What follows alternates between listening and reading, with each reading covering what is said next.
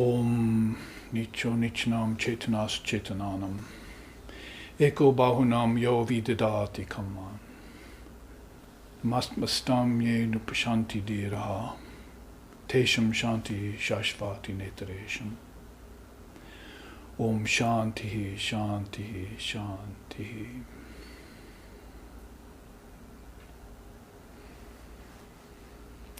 That one indivisible ocean of consciousness, the eternal among non-eternal things, the intelligence of the most intelligent ones, who, though ever one, nevertheless fulfills the desires of the many.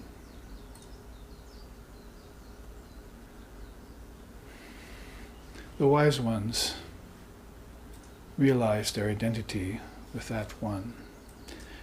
To them belong peace, and to none else. Om peace, peace, peace.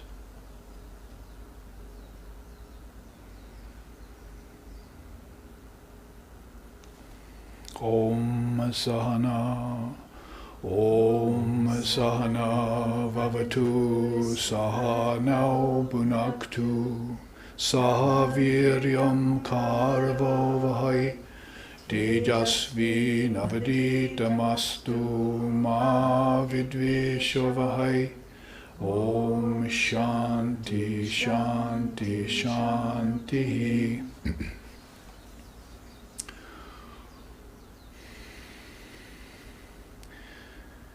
May Brahman, that one reality, protect us. May Brahman sustain us. May Brahman illumine our thinking consciousness. May we not find fault with each other, with the world and with the teachings.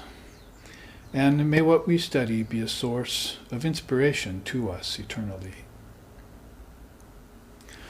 Om peace, peace, peace.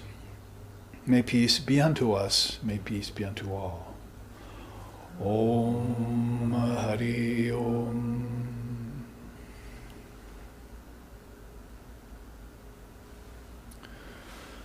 Gasho, which is the traditional Zen Buddhist greeting. Welcome to our Butsudan, that is this Zen monastery, which is our SRV Association's spiritual center here on the big island of Hawaii, doubling as the Butsudan today, and has been doing so for the last 3 weeks as we've had 3 previous classes on Zen Buddhism and all its glorious teachings. We've probably only scratched the surface because, as we found out, Buddhism is at least 52 generations old, stretching back to 550 years prior to the time of the Christian era, which is a long time back, but not that far distant for India, who goes back another several millennia. And that's only in terms of historical time. In terms of the eternal moment, it's called the Sanatana Dharma. That is the eternal pathway. And it holds within it, like honeycombs inside of a beehive, all these various darshanas, or ways of seeing, ways of clear seeing, they call them. And Buddhism, of course, one of those, and one of the more recent ones too, as far as India is concerned.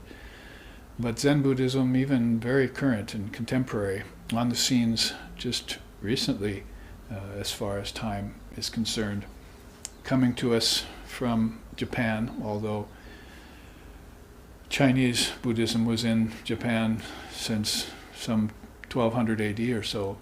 But then the actual Japanese form of Zen Buddhism, quite current and fresh, that is Soto Zen, and it's been giving us a fresh new look at teachings of Buddhism. It is the advantage of going back to Lord Buddha's time, is where you'll find the Dhammapada.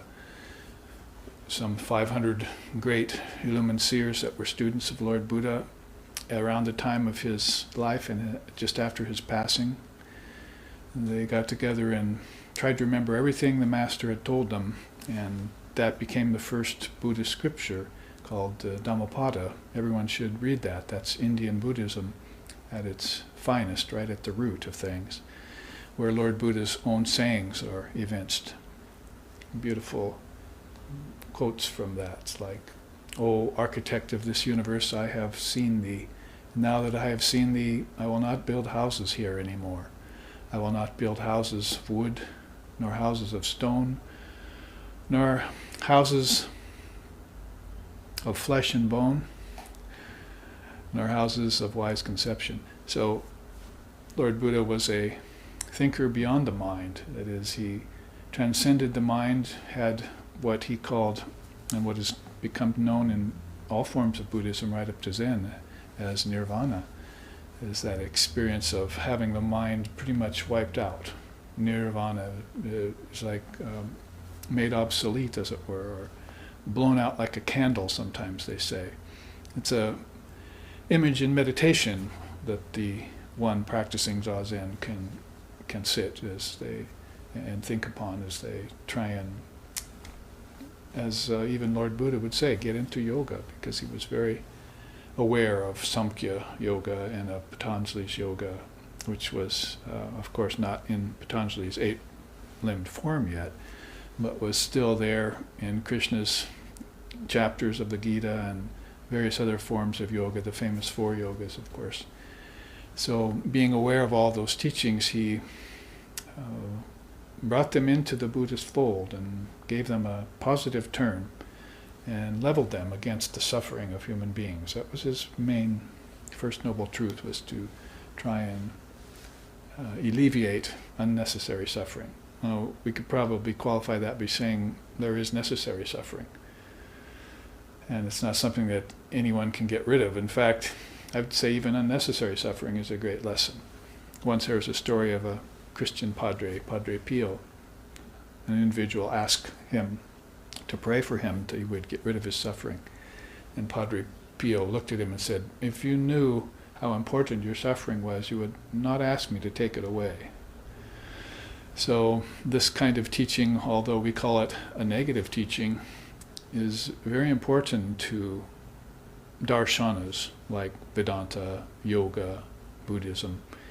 They look very kindly upon these negative teachings, which take the mind away from its reliance on nature and its dependence on name and form and its preoccupation with pleasure and, unfortunately, its opposite, pain. So when we say we must try and remove the suffering of all beings, we're pretty much saying suffering that's unnecessary. Otherwise it would go against the teaching of the 6 billows or the 6 transformations. Basically birth, growth, old age, disease, old age, decay, and death. Those are, of course, full of suffering, and they're full of suffering for every living being, from Avatar right on down to an ant. So those we have to face off with, and the best way to face off with those is to transcend them.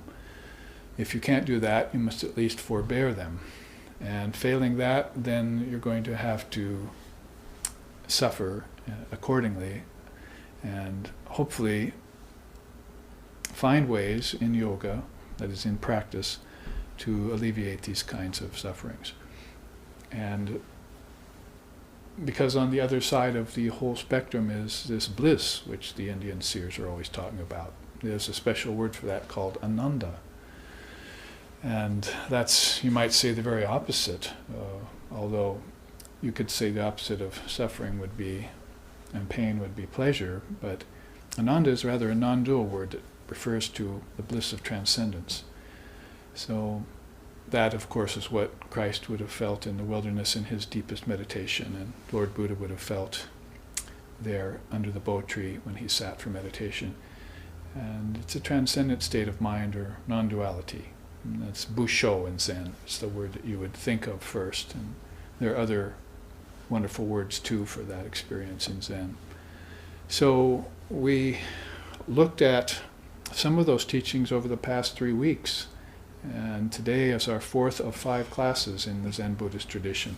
These are sacred religious traditions of the world, is how we look at them. And they include not just the Far Eastern, but also the Middle Eastern, Christianity, Judaism, and so forth. And now we're talking about something that's Near Eastern, Japan, when we speak about Zen. And I've often mentioned that Buddhism was that singular religion, the greatest phenomena of all religions, really, in recorded history, that came full circle, and it did so over these 52 generations, and it did so without raising a finger, what to think or speak of raising a sword. That is, it did not proselytize, it did not force its way. It just walked its way through the feet of mendicants and seers, and even wandering merchants and other great succession receivers of Buddhist teachings. They were all of different kinds of walks of life. They weren't all monks, those beings who brought these 52 generations of teachings to us. They were of very different walks of life. And so when we look at them, we're rather amazed at the depth and breadth and width and height of this Near Eastern religion, if you want to call it that, or sacred tradition is probably a better way of speaking. And last week in the final class, we were looking at some specific teachings that had to do with Lord Buddha's twirling of the flower. That is, when he twirled the flower, he was going beyond the teachings of the Dharma and smiling. You see, he meant basically that Ishin Denshin is the word in Japanese, that he was transmitting the teachings straight to you, mind to mind, and that the Dharma teachings and the words carried a lot of power, but they were secondary. They were just vehicles of ways of transmitting. But the real essence of the teachings got transmitted, as was later said in Japan, Inchin Denshin, that is basically from mind to mind. And that was that whole idea of twirling the flower, which happened way back on Vulture Peak, some 500 years before the Christian era began. And then you had these wonderful teachings given that were received by minds that were specially opened. They had a enlightenment awakening, or a moment, you see. There are different words for that also in Zen. And received this transmission fully. And some of them, according to their capacity, could hold that transmission and keep it, and others would lose it and then have to go back and try and seek it again. There's where you had the tradition of Zen developing the practice of Zazen, which is 8 hours of sitting a day. I myself have gone through that in my 20s and earlier days, to sit for quite a long time in the Butsudan of a Zen Roshi, and see what happens to the mind when you sit that long inactive, or hopefully inactive, because basically there are stages that the mind has to go through, sort of weaning itself off of the world and off of objects, and eventually even off of thoughts and knowledge. Knowledge is also something that is a very high kind of state of mind.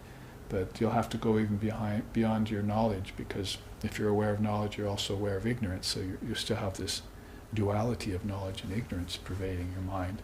And you can't get into this non-dual state of mind and realize your Buddha nature, Busho. So that's a very specific and special moment in a meditator's spiritual life that he might practice decades to prepare for. Now, all of this preparation in Zen sounds like it's very high-minded, very cerebral. When we think of Zen, we almost think about no words, but some of what we've heard from these great Zen masters is that if you can't explain your enlightenment experiences in words, then you haven't had enlightenment experiences.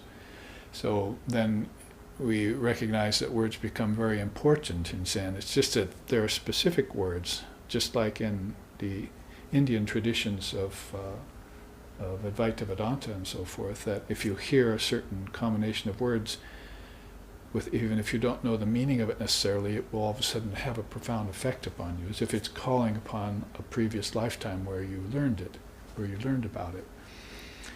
So certain words are selected into formulas and taught, and of course those are at the more relative plane of existence called the Dharma. It's a Buddhist term that has been very profoundly used in that tradition. In India too, the word Sanatana Dharma or Yuga Avatar Dharma has been used to point out the descent of these great beings who bring this universal truth, age to age. Yuge Yuge Cha Dharmasya is the exact quote from the Bhagavad Gita, from Sri Krishna. From age to age I embody myself forth to bring these teachings.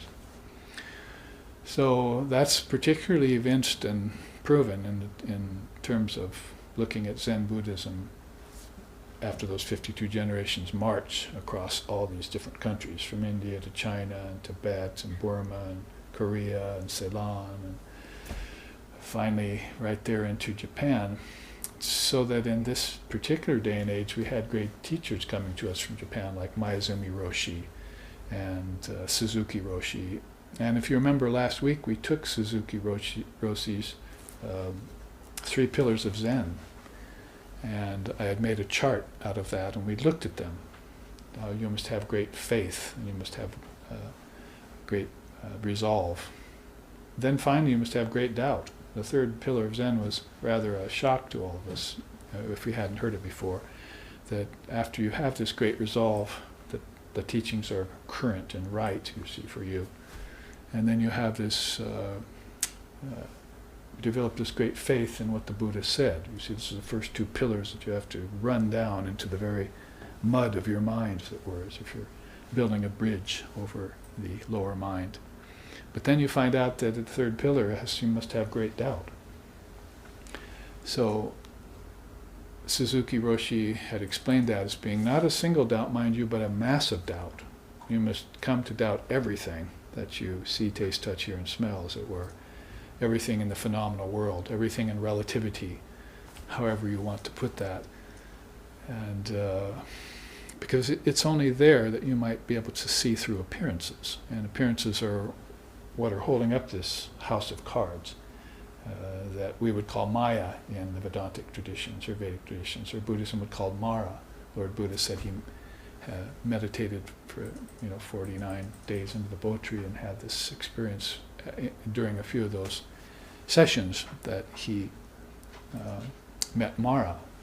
So you might say that's kind of like death or the devil, an equivalent like that in Buddhism. It's very Mayak-like in its consistency. So if you run up against that and you see what it's made of, what it consists of, then all of a sudden you have this great doubt about everything that you've learned up to this particular point.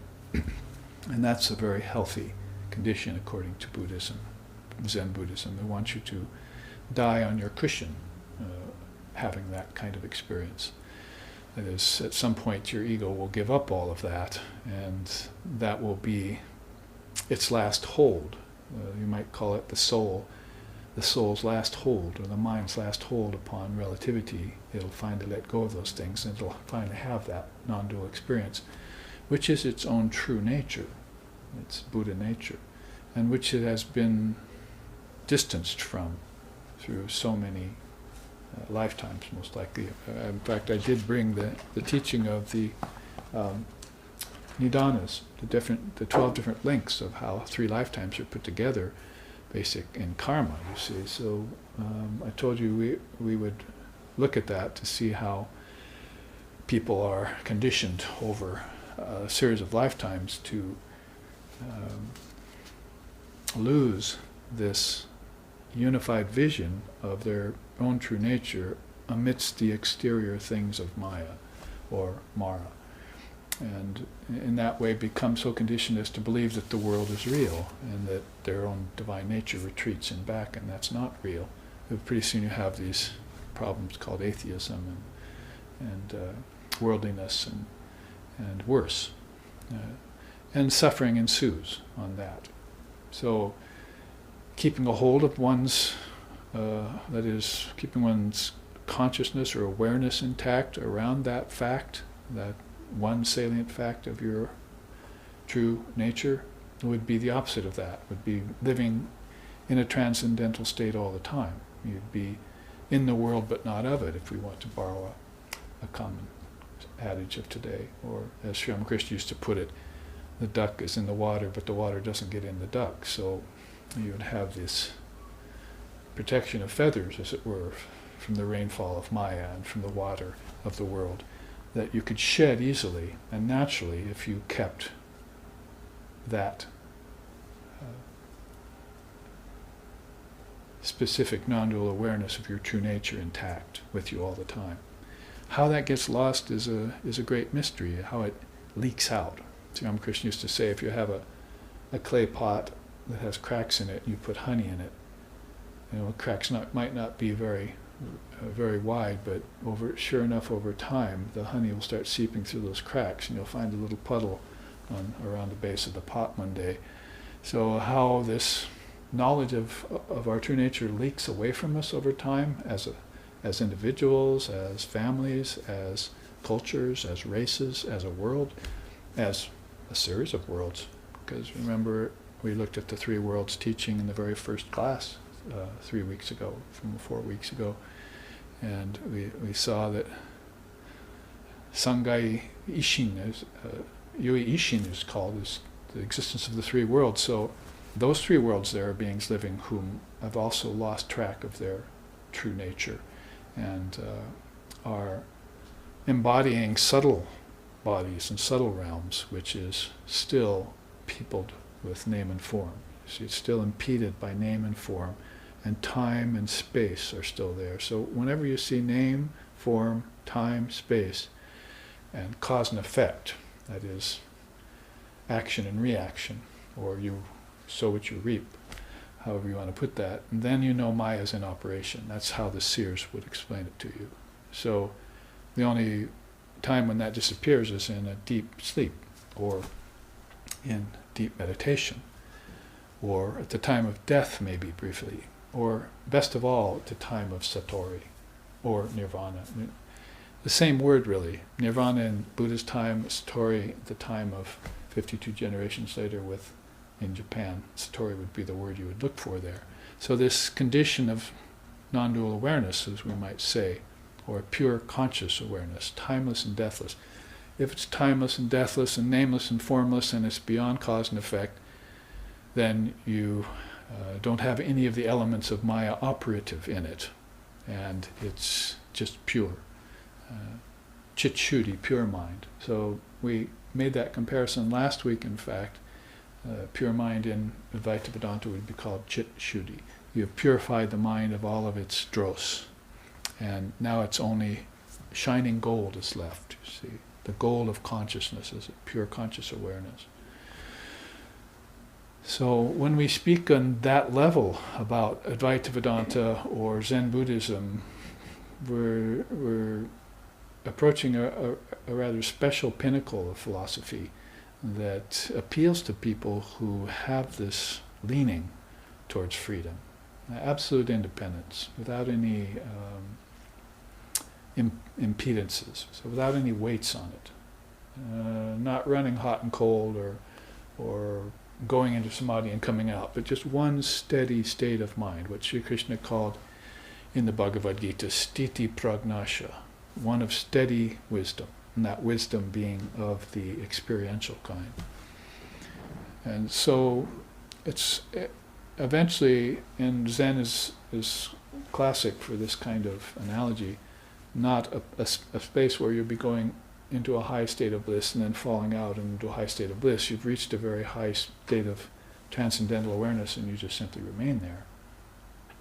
And some of the teachings we'll look at today on some of these charts will give us more of an inkling of what that's like. You can almost taste it in the Zen atmosphere, which we've been trying to create here in this spiritual center over the last 3 or 4 weeks.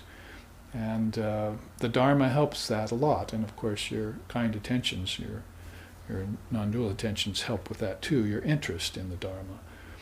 But everyone is at least familiar enough with Zen because of great teachers like Mayazumi Roshi and Suzuki Roshi and others,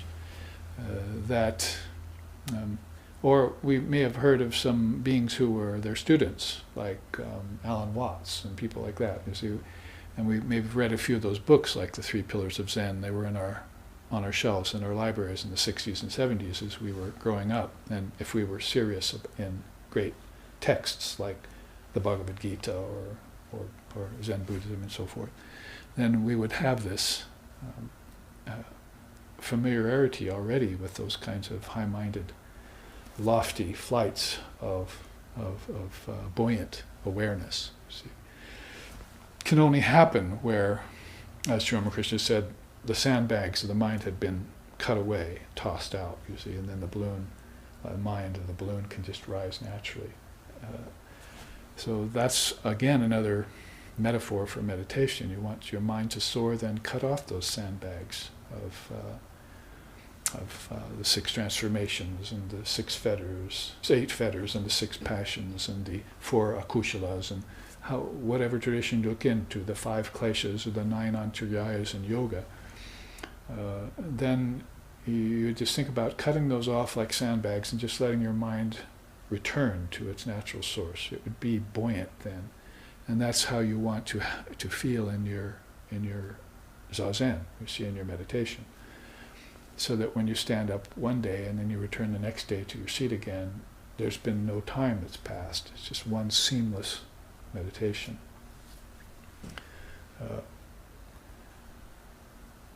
It's like walking to the Butsudan early in the morning. The birds are singing, and meditation starts before it begins.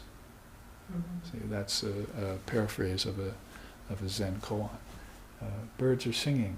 I'm going to the Butsudan at 5 in the morning, and meditation starts before it begins. See, so they're already on the walk to the temple, already in that non-dual meditation. See, and everything in nature is as it were that meditation in its outer form. Now I'm going to go through the gates of the Butsudan, and I'm going to shut them. That's indicative of closing the gates of the mind to all distractions. So the Roshi's not going to have to call after you, shut the gates out there, you see. Or when you get in and sit on the pillow and your mind's roaming, he's not going to have to come around with a stick, smack you in the back and say, shut the gate of your mind, please. Because it's affecting everyone else in the room. See? You don't think erratic vibrations are affecting everyone in the world? Your own erratic vibrations, if you go around in the world in a, as we say in Sanskrit, rajasic state of mind, or restless state of mind, you're not carrying that and spreading it everywhere, like you would spread a disease. So, to keep your mind in that sattvic or balanced state is at least called upon you, or enjoined upon the aspirant, as you might say, a first attainment. See, and then if you can keep yourself in that state of mind for as long as possible, then you're going to start to have these deeper experiences. Pretty soon you won't have to close the gate of the mind; it'll remain shut, and you'll always be inside of this deep peace.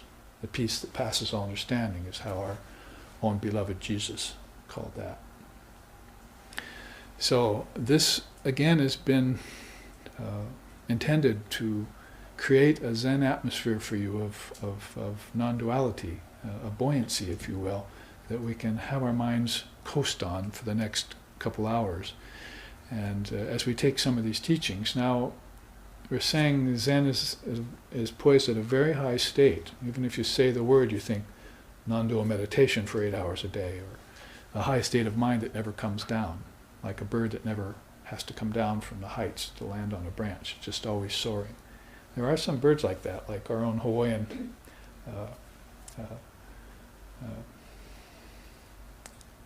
on the cliffs of Kauai, you see sails, and red tail and white bird, you see, just always koa e ula it's called, right? Koa e ula bird, so it's always soaring around the cliffs, and it never touches ground, you see. It builds its nest in the cliffs, and then it flies out from its nest, you see. So very seldom ever goes to ground, maybe to find a little food. So it's a good metaphor for the meditator who never returns to that low-lying plains, as Lord Buddha said, of where all the bog and the steam and the pollution and the dense vibrations of humanity are. He's always keeping his mind in a high state, like that koa e ula bird. See? So, regardless of that, though, a Zen Buddhist practitioner would have had to have gone through some preliminary practices, and that's what I wanted to show you here, in case you're interested, because there are many beings who, of course, are still in their practice trying to attain certain higher states of awareness and not being able to and falling back. They may reach a certain lower peak or pinnacle, but the paragatam, the supreme goal, is still far away. See, gatam, gatam, paragatam, Lord Buddha used to say. I've gone beyond all these lower goals, but now I'm lost into the supreme goal. I'll never come back again. I have no hope for me anymore for the world. I've reached the highest goal, paragatam. So beings attain this realization by stages. That's actually a quote by Sri Ram in the Adhyatma Ramayana, which is a non-dual text in India. Lord Ram lived several thousand years prior to Buddha, and was very much like Buddha in the same way as he was born in a rich family of kings and a noble clan, and then left the gates of the city and went out and saw that there was suffering and came back and then renounced the world. So we find that these beings have been occurring or recurring in India for millennia, having the same experience right in front of humanity, masses of humanity, as if to repeat to them again and again this teaching on the impermanence of the body and the transitoriness of nature, changefulness of nature, and the ephemerality of the mind, and its whims, its changes, its desires. So finally, an aspirant wants to get a hold of all that once and for all. It wants to plug up all those cracks in that leaky pot, and get some clay out and begin to work and begin to fill them in so that it can store up all its energy and it won't leak out even against its own will, unbeknownst to it. See, because a lot of our energies are going somewhere we don't know about, like in deep sleep or in our actions and the repercussions in the world. We have to deal with those, and they're stealing our energy, our precious spiritual energy, away from us. Our prana, for instance, our ability to stay in an ever-awake state instead of falling into drowsiness and sleep and fantasy and offshoots of the mind where it will run, you see. So we need to be able to sit in one posture, breathe. And these are all teachings that you'll find here, you see. I mean, even in Zen Buddhism, in fact, before we take up the esoteric and exoteric ways of practice, maybe we should look at these grounds of Satori first, since it's come up to us that way. Now, and there you see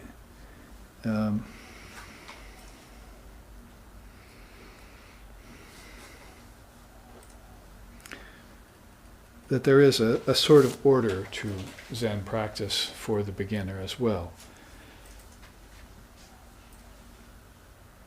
The quote at the top starts us out from the famous Prajnaparamita Sutra. That's like the mother of the Buddhas, Prajnaparamita. And her teaching is the diamond cutter. So you basically want to cut the diamond and polish it. It's sort of like ox herding in Zen Buddhism. There's another wonderful teaching on the 10 stages of ox herding. But the Diamond Cutter Sutra shows you how to take your mind and cut it in the image of Buddha nature. See, because the mind is really pure mind in its ultimate state. But right now it's ordinary mind. It's every man's consciousness, is how Zen puts that. And every man's consciousness is just like enlightened consciousness, Zen says, except it's just got a lot of overlays and conditionings over it, you see. If you were to take those conditionings away, which are ultimately unreal because they go away, it would only be real if they stayed, right? But if you can get rid of them, then they must not be real. So you take those coverings away, and there's your true nature. So ordinary man's consciousness is enlightened man's consciousness. It's just you have, depending on if you're looking at it from the standpoint of the bound soul, or if you're looking at it from the standpoint of the free soul. And that same soul bound is the same soul free. It's just been stripped of its overlays or its superimpositions.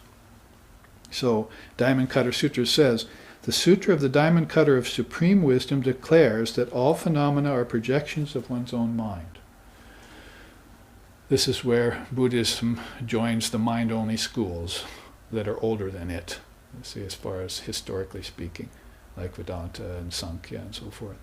That they were all, ever since the time of Lord Vashishta, back in Ram's time, when Vashishta was Lord Sri Ram's teacher, has been talking about how the universe is a projection of the mind. And Zen follows through with that and has its own take on it, its own teachings. And there you see it in the Prajnaparamita Sutra, declared outright, all phenomena are projections of one's own mind. All phenomena means everything that you see with the senses and experience with the senses and body and mind. Some you see inwardly, and some you see outwardly, but they're all projections of your mind.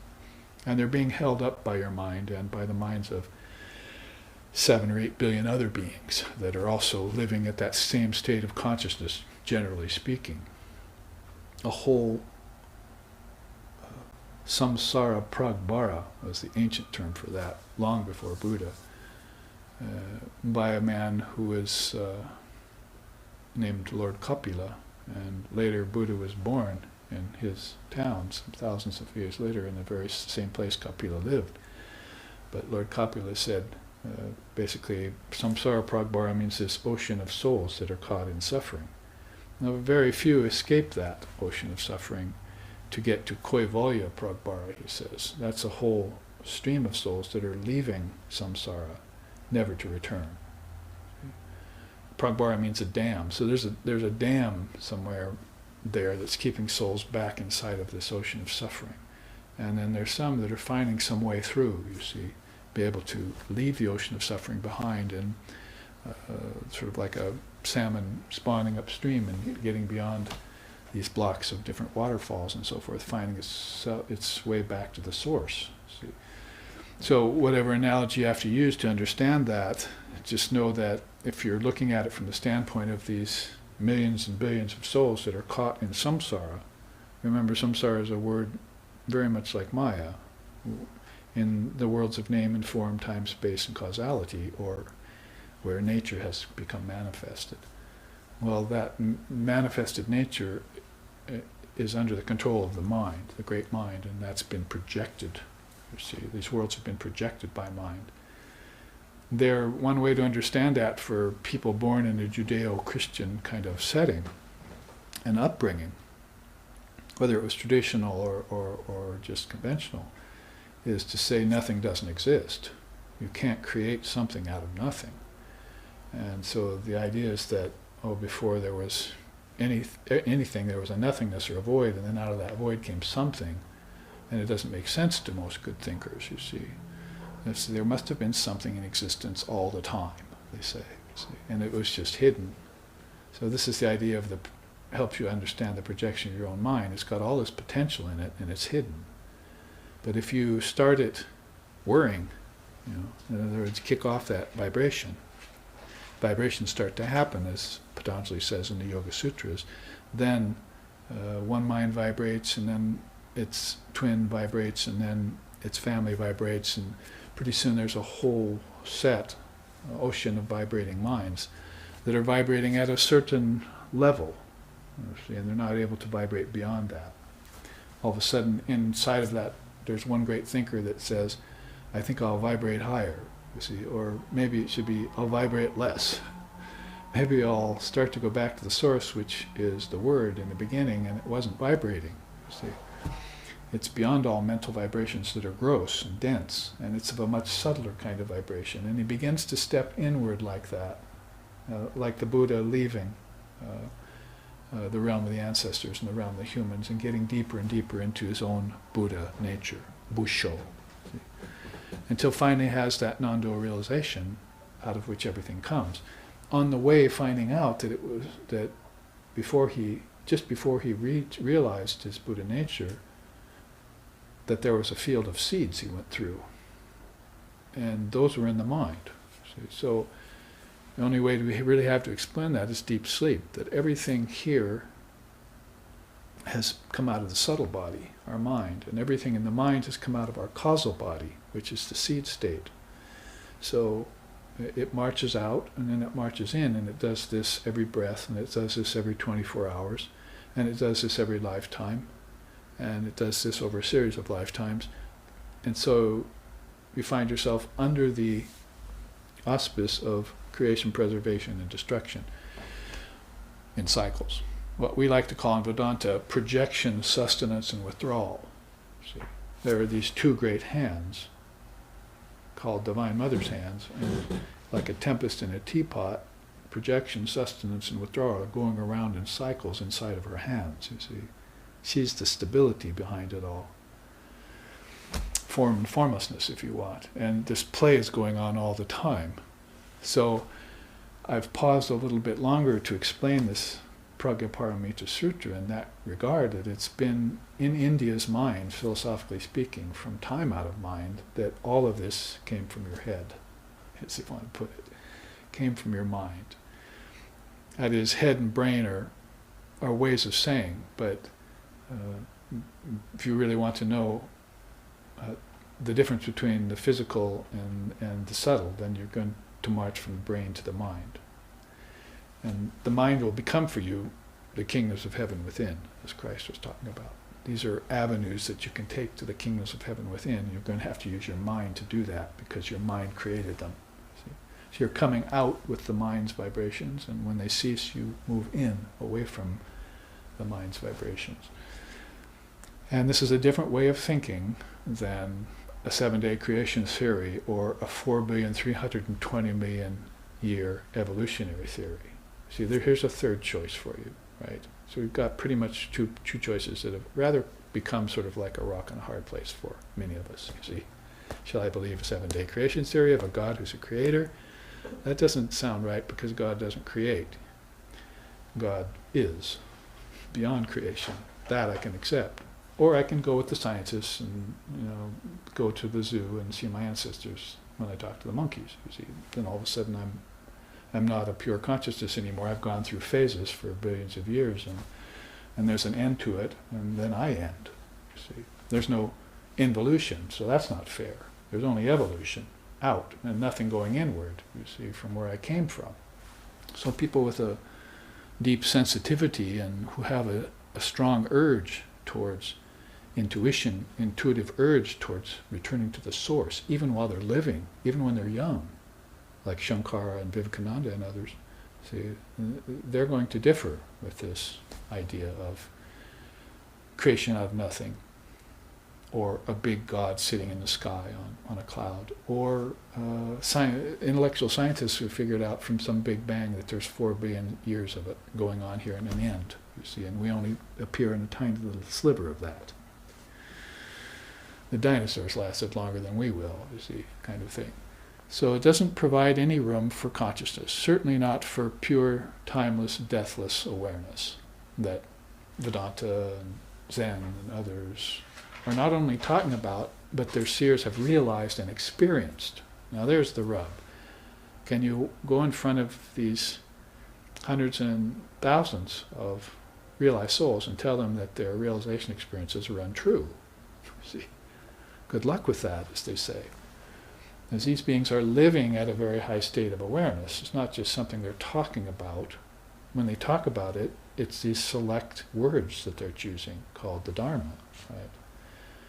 And if they have to come down any lower than the Dharma, then they're going to have to speak to you in terms of morality. So Zen Buddhism does have its morality and ethics, but you'll see when we look at them that it's of a very high caliber too. Something that's natural to the soul, not something that has to be, that you have to form yourself around, but something that has formed itself around the teachings that have come out from the mind, see, from the great mind. So that's one sentence we just read, which elicits an explanation from me of about 15 minutes about how everything is a projection of the mind. Now, the rest of the sutra, the work of cutting away all mental conceptualizations brings one to the furthest shore of enlightenment. So you have a work to do once you know that this is all projection of your mind, then you need to cut away all mental conception. And that will bring you to the furthest shore of enlightenment. Godspeed to you in crossing over to the farthest shore of all darkness, as the Upanishads say.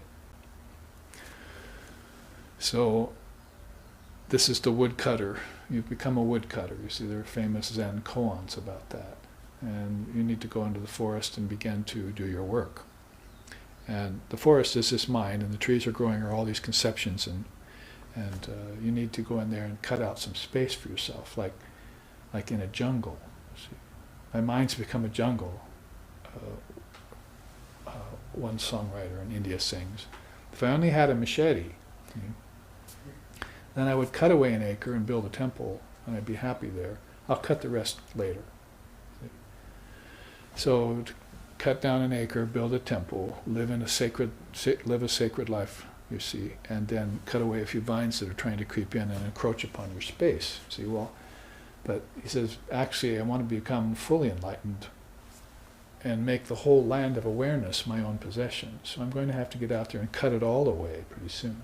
So the difference between a practitioner who cuts away an acre and lives a dharmic life and a Buddha who takes a machete to the whole get-go, you see, and cuts it all down and realizes emptiness, Shunyata, that's a vast difference. See? And nonetheless, shows you how to begin the practice and undertake it. Let's see what the practice is like. Anahana is interesting because very much like our pranayama in yoga. Here it is. The calming of the breathing process by the concentrated mind. So, note the difference between a hatha yogi and a Zen practitioner.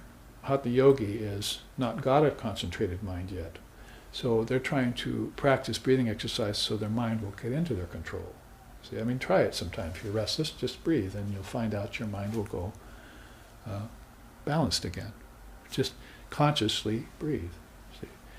But note the difference in quality of the practice. In the Zen and Advaita schools, your mind gets concentrated first, then you practice the breathing exercise.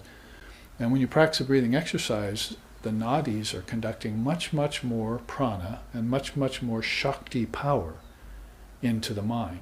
Whereas in hatha yoga, you're trying to breathe to undo an imbalanced brain and open a few physical nadis so you feel better. Maybe you get dizzy and call it samadhi or something, you see. Make the mistake. Oh, I just had samadhi. No, you're just dizzy from breathing too much. The teacher would tell them. So notice the way it's worded. This is where words become very powerful and how they communicate to us a misdirection that we might be on, a misconception we might be holding, and how a little shift of that, as pointed out, say by a Dharma teacher, will cause you to think differently about it, and all of a sudden your whole spiritual life will have a charge. You'll be going in a much accelerated inner direction.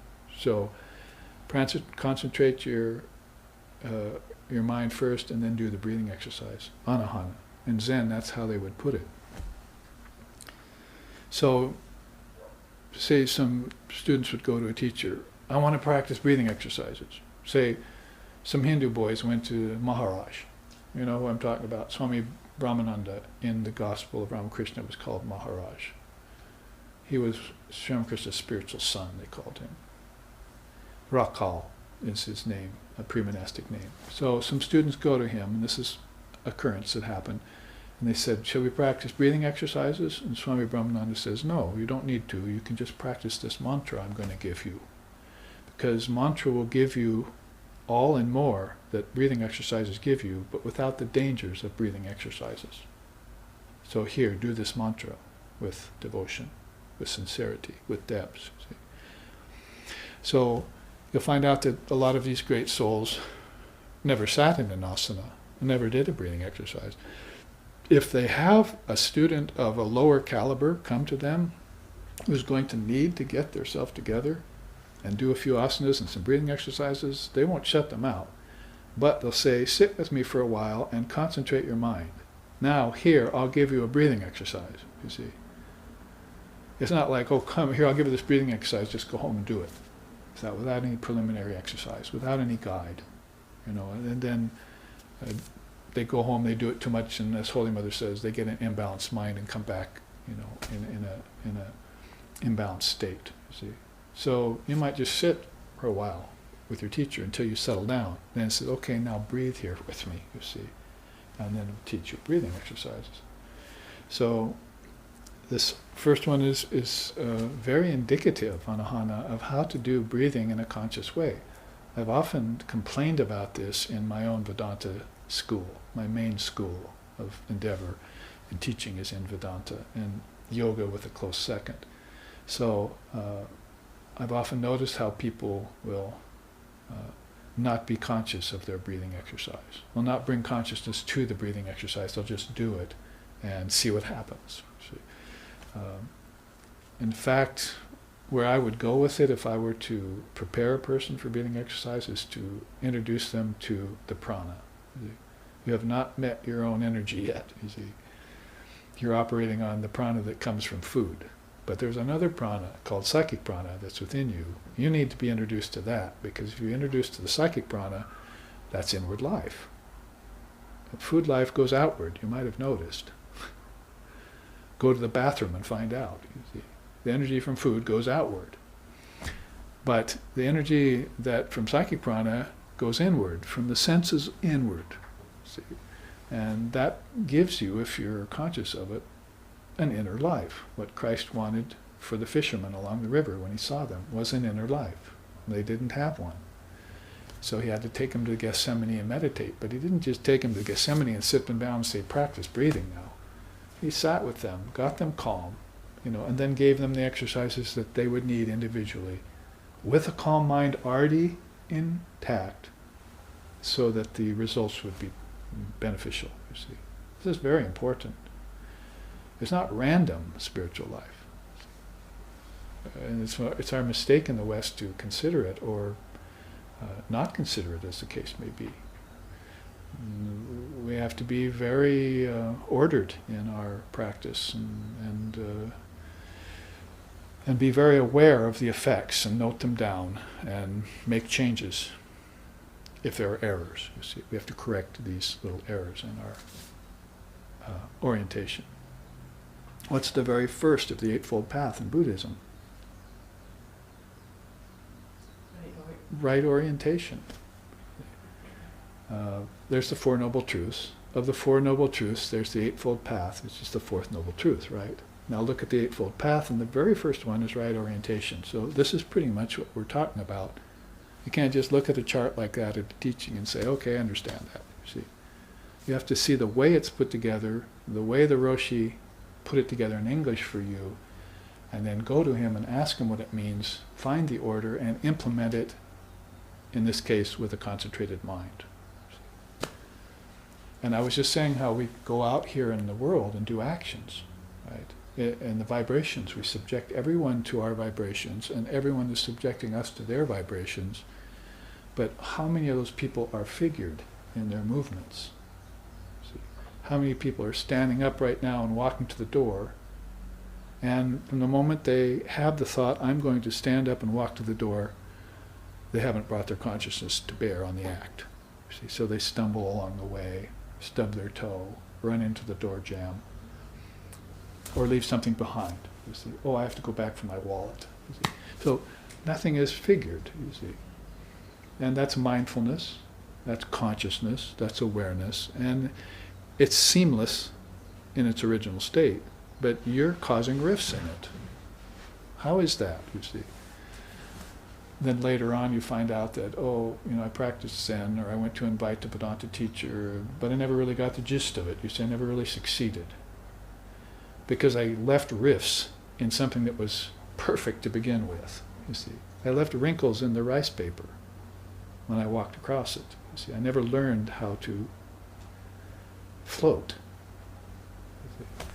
how to be buoyant, how not to cause suffering.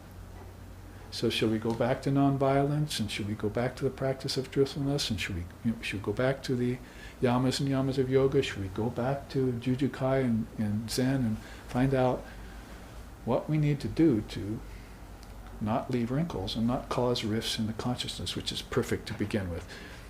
One of the things you'll have to find out from your teacher is that it is perfect to begin with, because you're coming at it from the standpoint of some nonsense, like, I'm a sinner. That's nonsense, see. Your body committed some heinous act or something because your mind was not in charge of itself, was not conducting its affairs properly, was not aware of even the moral laws, what to speak of the Dharma, which is higher than moral laws. So call that the process of sin or transgression if you want, but don't call the soul within you sinful, because that's a wrong footing. That's wrong orientation, you see. Go back and hear from your teacher the first thing. Now, what's the first thing that Swami Vivekananda ever heard from Sri Ramakrishna? Is that the Atman is pure and perfect, and that now that you know this, put this in your wearing cloth and go and do anything you want, you see, and take it out every once in a while and look at it. See? This is the first thing people need to hear about their pure and perfect nature. Then they need to go back and measure up their life and their actions and their thoughts to this pure and perfect nature, you see. Somebody wrote me a beautiful conclusion on the Raja Yoga Sutras yesterday, an email, and said to the effect that anyone who thinks that they can just declare themselves to have a pure and perfect nature and not follow it up with practices are just engaging in folly. I was so happy to read that from a sincere yoga practitioner, you see. So everything done in consciousness is rather the point here.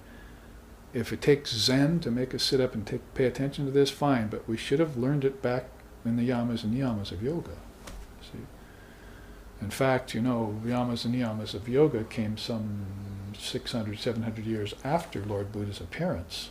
See? Well, of course it was before Zen, but there was Patanjali, who was about to have another rebirth as Shankara's teacher, in around 600, 700 AD, but go back a lifetime, there's Patanjali putting together this eight-limbed yoga for you.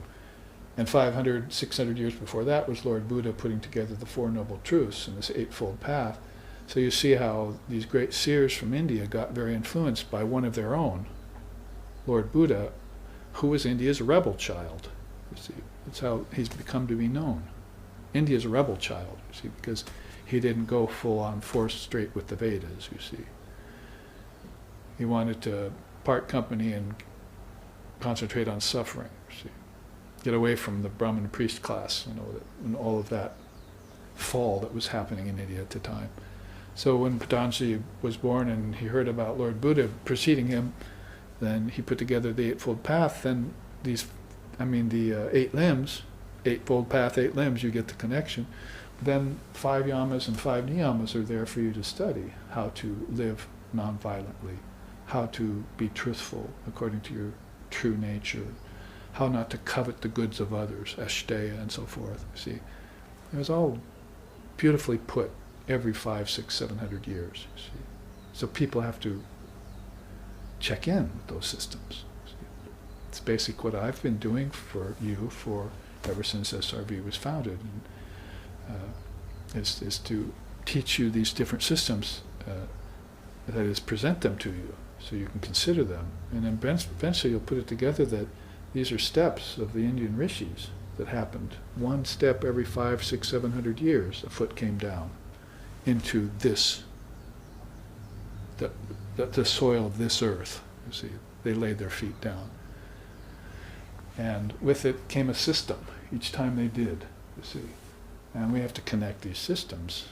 It'd be nice if we, non-dually speaking, saw that it was the same rishi every time putting his feet down, you see. I'm going to put my foot down, he says. He comes along, you see. Too much problem there on the earth. So in that way, you'll find out that these conscious systems are there to help you on every level, even such thing as breathing. The next one is called Susokukan, counting one's breath in 4 stages. So that's very much like our pranayama too. You do a 8-fold count or a 16-fold count in and out breath You actually count them on your fingers in order to become aware of your breath, you see. So this is a practice you can do to even out your breath. How about Fushi Zen, Fushiaku, transcendence of both good and bad thoughts, thereby the limiting conventional worldview. So, if a person breathes just automatically and not consciously, if they take their breath for granted, I could put it that way, then you'll find that person is probably holding a conventional worldview. They don't know about what causes them to breathe. They're taking for granted not only their breath, but life itself, right?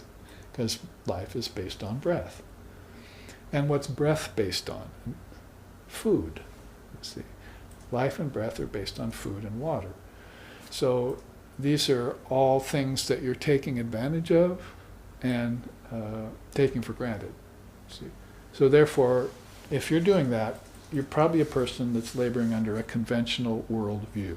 This is rather a nice Zen term that lots of people borrowed from the 60s and 70s. Westerners borrowed it. Because there was certainly evidence all around them that America was living pretty much in a mass conventional worldview. Its politics, its business, its religion, its lifestyle, its family life was all conventional. And when your religion comes conventional, then you know you're in trouble. Because you have no higher way to go, no deeper route to travel. And pretty soon it's all outer life with no inner life. It's all world, no God. Excuse the words. It's all relativity and no eternity, no ultimate reality. Relativity, no reality. And so there's the predicament that beings fall into, which causes samsara, pragbara, an ocean of bound souls who don't know anything about their past lifetime, their coming lifetime, how to get free, or even probably what freedom truly is. Maybe they think they're free already because they have power and money. But they're quickly finding out over a century or so how quickly that comes to an end. And that the great teachers, like even their own Jesus Christ, taught them that. About power and money. To give it to Caesars and take other things to yourself. So this breathing exercise is connected to the thoughts. That's the idea here, is that how your breath is, your thoughts will become. And of course your breath has to be done with a concentrated mind. That is not a reckless or restless mind. But when it sits and it breathes, that's when these inner avenues, the yogis call nadis, begin to open up, and consciousness can go in. And when it goes in, it can do it can find out the meaning of the scriptures, for instance. Put that inward or upward moving mind in any given practice, and you'll find it gaining success. If you put it in worship, all of a sudden it's doing puja and worship. I saw a bumper sticker the other day on the back of someone's car. Real men worship. Is there something sissy about doing worship here that's gotten into our heads? See, real men worship. See. So they'll bow their heads before the image, you see, and pray.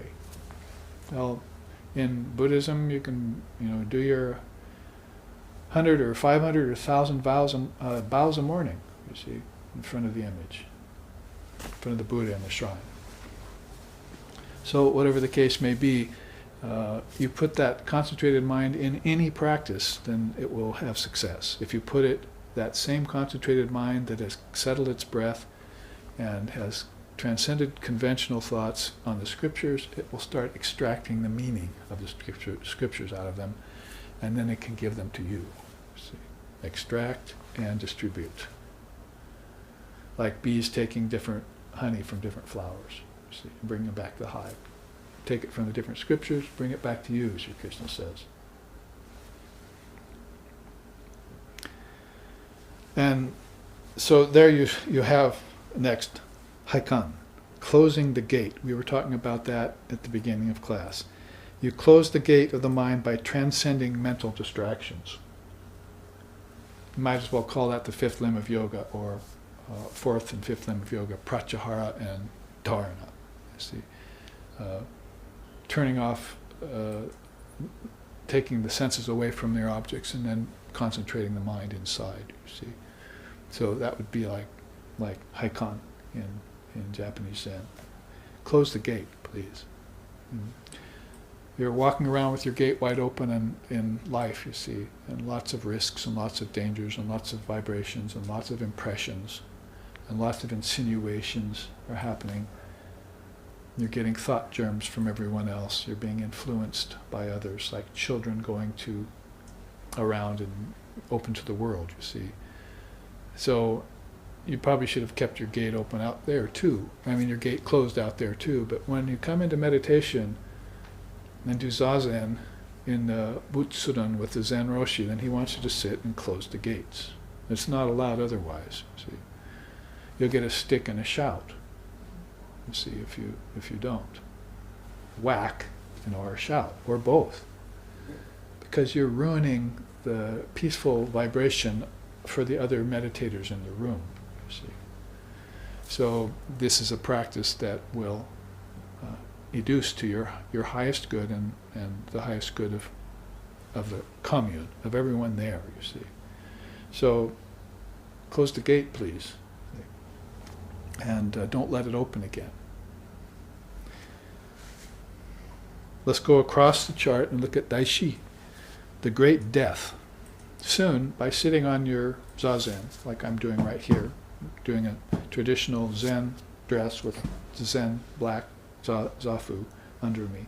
So, by sitting on that, you'll experience the great death, Daishi, the demise of the individual ego in zazen practice.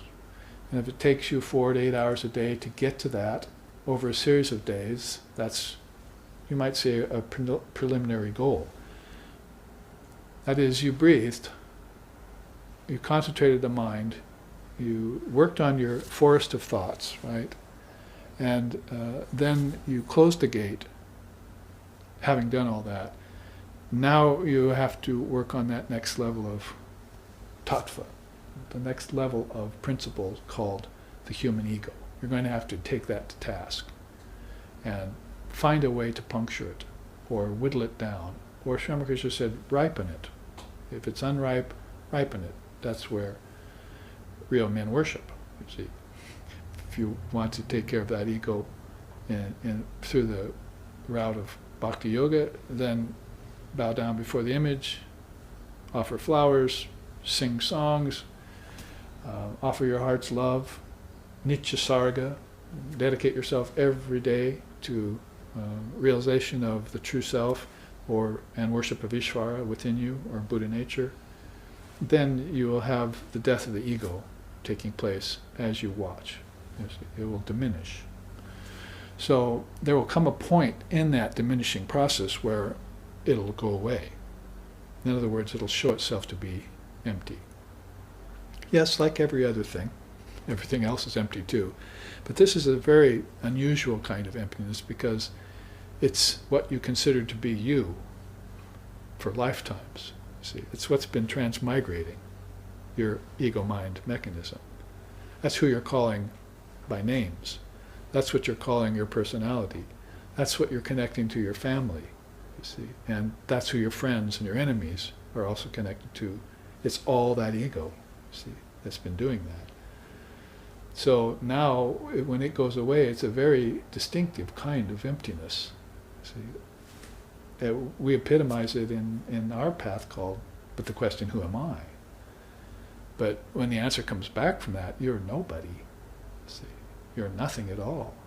And then who's making that conclusion? See, there's a witness looking on, actually seeing that, watching the demise of the ego. It's much like watching your own body die in a conscious death at the end of your life. Very few people have that experience, you see. The members of Samsara Pragbara ocean don't really have that experience. Only the Kaivalya Pragbara stream of souls have that experience, that they see their body drop away and then they're free, you see. And they can take what other avenue inward they wanted. It's going to be much easier to do that if you practiced Zazen while you were embodied. or if you had a teacher like a Roshi or a Guru, while you were embodied. If somebody gave you instructions in the Dharma while you were embodied, see, those nadis or nerves or passageways inward are now open, and they've been kept open via meditation practice. Now it's not going to be any big deal for you, and fear and doubt and so forth aren't going to get in the way for you to drop the body. You see. So to have it happen early on your zafu, that's ideal. That's what the Roshi is looking for. Have you died on your pillow yet? He asks you.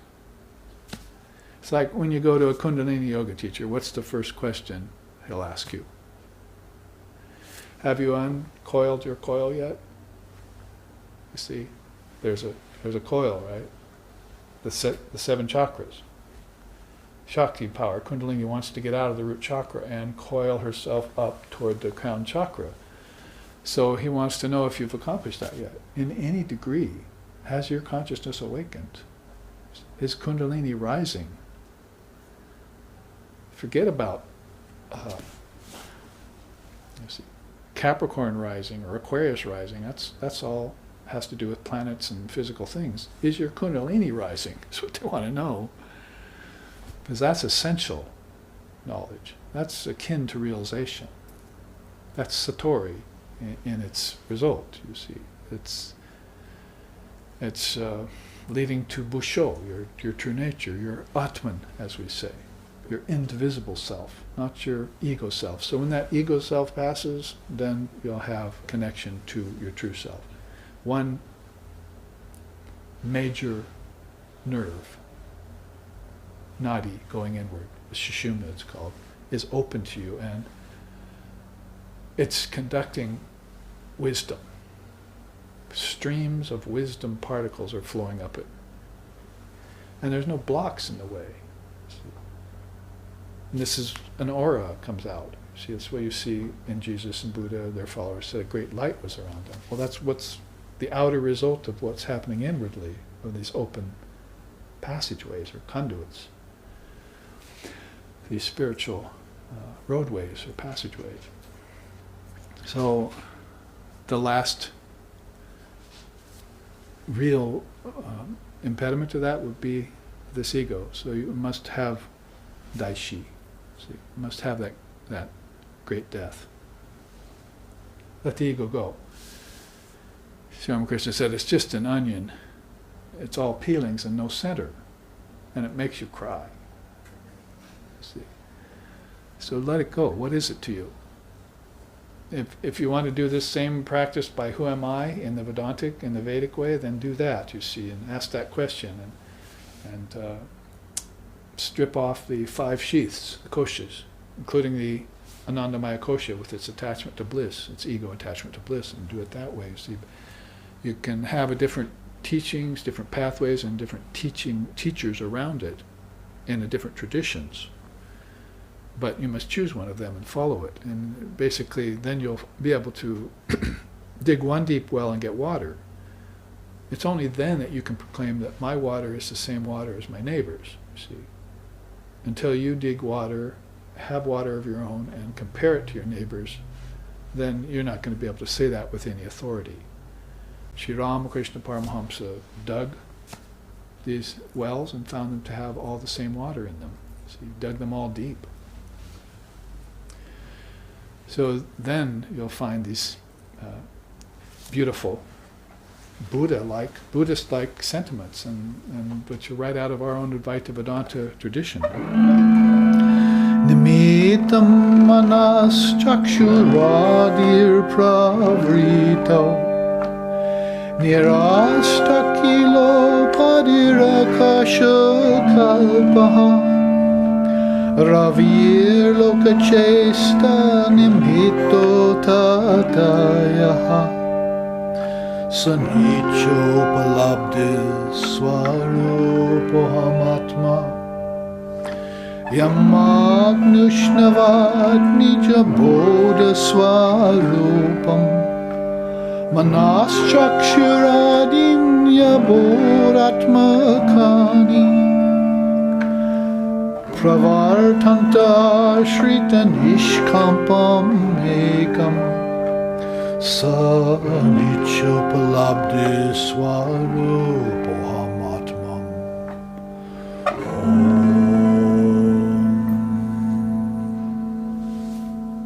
So the great Acharya, Hastamalaka, which means the fruit in the palm of my hand. His name means fruit in the palm of my hand. My Buddha nature is so obvious to me that I can see it as if you would take a fruit in the palm of your hand and look at it. That's how clear my Buddha nature, my Atman is to me. He says, without the sun, no terrestrial light is possible, and no actions. Yet the light of timeless awareness allows the sun its moment of glory. That inner radiance, vast and conditionless, illumines the corridors of mind and senses. And that light am I, pure and boundless, attributeless and free. What are these corridors that they talk about? See, this is what I've been saying, these inward nadis moving inward. That one light of awareness illumines all of those. So for the lost soul who's in darkness, they look inside and see nothing. They see a few strange spots and lights on their irises, you see, because they're still identifying with the outer senses. But when they take the energy of the eyes to see and turn it inward, then they'll find this light of awareness is illuminating the corridors of senses and mind. See? That because outward here, he says, no actions, terrestrial actions, would be possible if there's no sun. We'd be bumping around in darkness, you see. So in the same way, that sun of awareness inside is allowing all souls to move inward to their source. So Hastamalaka was a great knower of Brahman. See. So he had these experiences from his teacher, Shankara, who conveyed them to him. See, inchin denchin, from mind to mind, see. And that was some 1200 years after Lord Buddha had appeared on earth, see, Shankara's time. So use this light, but if the ego is in the way, it's a great death, you see. I mean, you can use this in an opposite way. There's a great death that you'll experience by having to come back to your ego. What is that death? Rounds of birth and death every 100 years or so. And never getting beyond the ego. You're just dragging yourself from birth to death and death to birth. The soul is the mind-ego complex, and it thinks it's the same, it thinks the same way. In fact, it's got the conventional worldview, doesn't it? And it can't get out of the conventional worldview. It's thinking that the worlds of name and form and time and space are real based upon all its lifetimes it's had, but it's never once had the experience of transcendental reality. Never once. It hasn't seen beyond name and form. It hasn't given up nature. The greatest teachers for giving up nature were Buddha and Patanjali. They mentioned the need for you to experience Kaivalya. That is, you must give up nature, because nature is the name and form producing machine. But the name and form producing machine cannot produce names and forms by itself. It takes the participation of what? Your ego, your mind, your consciousness. Now, if that consciousness is a capital C, it will not engage, you see, in that kind of nonsense anymore. But if it's a lowercase c, then it's engaging in that all the time. Lives of birth and death and ignorance over hundreds and thousands of years. Taking as many lifetimes and being bound. So the ego will get conditioned like that, you see, every time it appears with these 12 nidanas, these links to the chain. But Lord Buddha said, snap the chain of birth and death.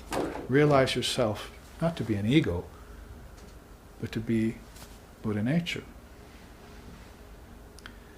She said, Holy Mother, beautiful pictures right here on the altar with flowers we offered to her. My teacher's teacher said once, forget the personality, remember the true self. She put it so Zen-like, you see, so straight on, so right on, you see. Forgetting the personality, remember the true self. She just said it so plainly, you see. So it's this personality complex, you see, my individual self, my own little dwarfed consciousness that's hanging on to this body, mind, senses, that's never experienced a samadhi in its lives, not just in its life, in its lives, that must die. You see, Ram Prasad has a beautiful song in India. I could sing it for you, but we're almost to the break here. It says, I have received a command from my mother of the universe that death must die. I have received a command from the mother of the universe that death must die. So my teacher used to say that. Make fear afraid of itself, put death in its own grave. This is Daishi in Zen. See, it's the death of the ego. Try it. You'll like it. You like those commercials on TV? Try it. You'll like it. See? Well, the seer is also trying to sell you something. Try the death of the ego. You'll like it. You see. What do you get out of that? What commodity comes, you ask? Pure conscious awareness. That'll come to you. See, it's really yours, but you're selling it away for cheap baubles. You're assaying the pure conscious nature of existence. Instead of doing that, you're selling it away for cheap baubles and marbles, you see. Tinsel. When you should be moving towards that pure conscious awareness and claiming it as your own. So, we look at Daishi, the great death. Kangi Satori. We'll take one more of these before our break. It's graduated Satori that approaches full Satori via a host of burgeoning insights. Well, you know, the terrain is getting more beautiful and the going is getting much better. See, on these inner pathways I'm talking about. You're beginning to have insights now because you sat, you breathed, you concentrated your mind, you got rid of this thicket of clinging vines in your mind, good and bad thoughts, because Father of Yoga said that too, klista and aklista vrittis. You must get rid of both negative vibrations and then you must get rid of positive vibrations in order to reach the goal of this path, you see. So you've done all that, you see. And then you closed the gate and you sat in Zazen for a while. Then you saw your ego and put it to rout. You found something sharp and popped it, see. You deflated the balloon that it was. I've often used that. If we go out of this room now and take everything out of the room and blow up a big balloon in it, you see, nobody's going to be able to get through the door because of this membrane, but inside is all empty. That's like the ego. It's keeping out everything but its own petty little considerations. See? So you must deflate it or pop it, as they said. So say you did that then, in a sort of step-by-step way of proceeding in Zen practice, and you came to Kangi Satori. Now you're starting to have not just all of a sudden one big enlightened experience, like Sri Krishna said, strike a match in a room and it's all lit up, you see. But then the match fizzles out, right? So you're having your first insight into your true nature, and it's like a flash of light. And people are claiming to have these, and some of them actually are having some semblance of those kinds of mystical experiences in their life, if they do practice particularly. Sometimes even people who don't do practice, because of all the gunas and karmas coming together in an even way, in a moment, a particular day of their life, all of a sudden have a great experience, you see, but then it's just covered over. It's covered over by all of those karmas dancing back. It's covered over by your friends telling you that was a figment of your imagination. It's covering over by the doctor telling you you'll go insane if you do that. Don't think about that anymore, and so forth and so on. And that all goes away, and they only had it once in their lifetime. But a person who's engaged in Zazen practice, or practice of Jnana Yoga and meditation, these insights are beginning to come more often, so they can't be denied. See? There's no way you can turn away from them and say, that's not true, that's not true, that's not true. See? In fact, you're having the great doubt, right? These things are looking more true than these things that you thought were true, you see. These things are beginning to take apart your life.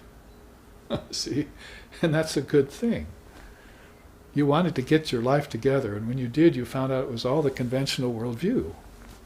See, what you put together was just with a bunch of popsicle sticks with paste. See, and you don't think the sun's going to rise and melt them and they're going to fall apart. You see, but in the meantime, you're having these insight experiences come to you that are beginning to melt this house of popsicles, this house of conceptions, by the very mere force of their advent. See, so now your great doubt is, boy, I think those things are unreal, but these experiences I'm having, they are true. They're certainly much more true than what I was experiencing before, because why? Because I'm getting, I'm getting peace from them, I'm getting contentment, I'm getting bliss sometimes, I'm getting evenness of mind, see. I'm having very powerful dreams.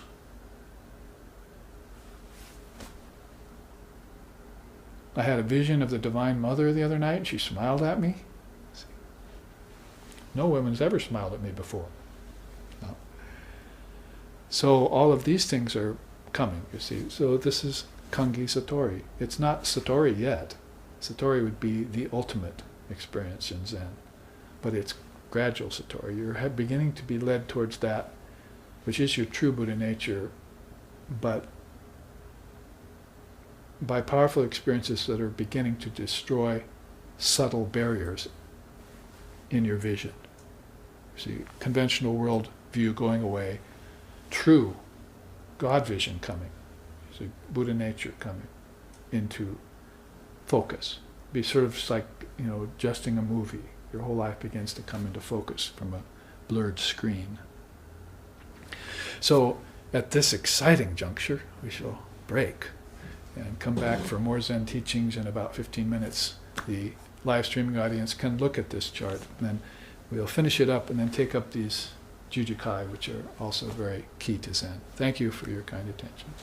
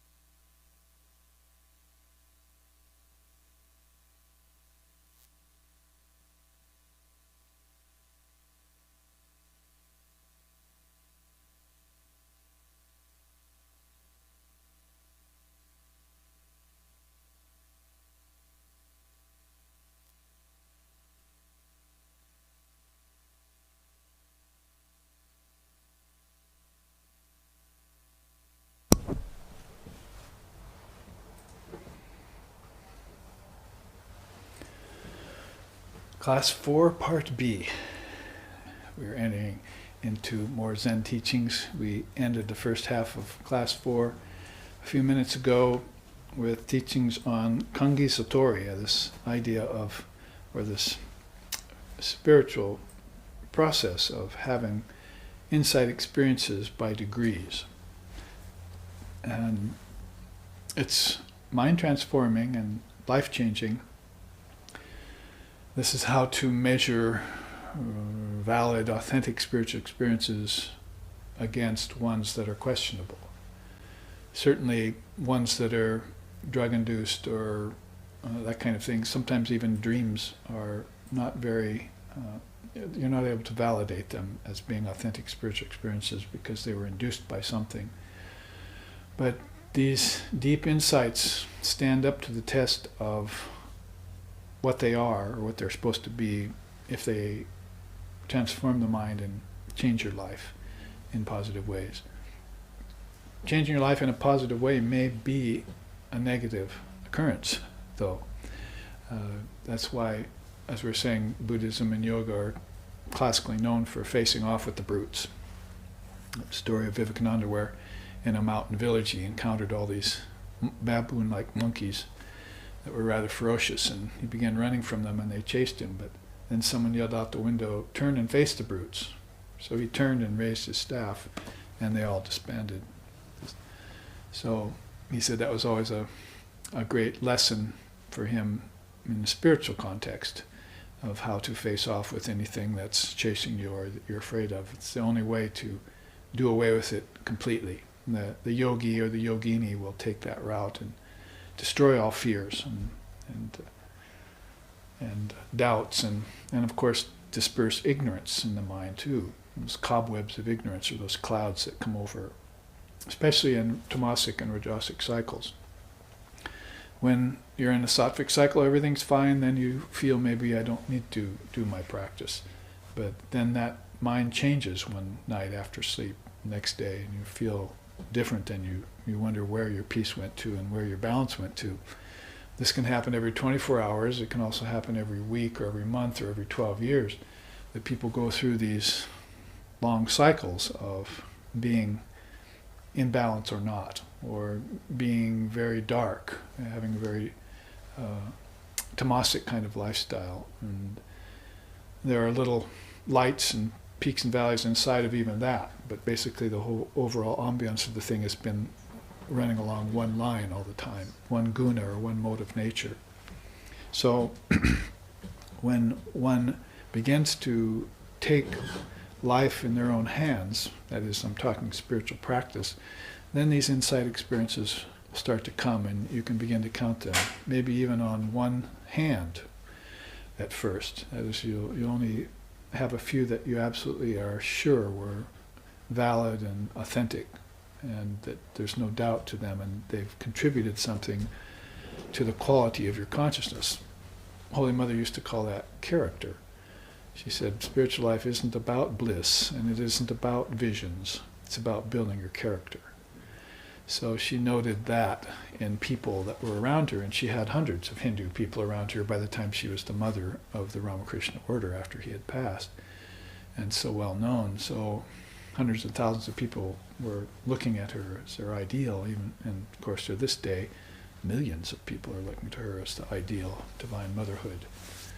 So she would notice that about people, that when she saw them building character, becoming true, genuine human beings, was how our founder Lex Hickson would used to put that.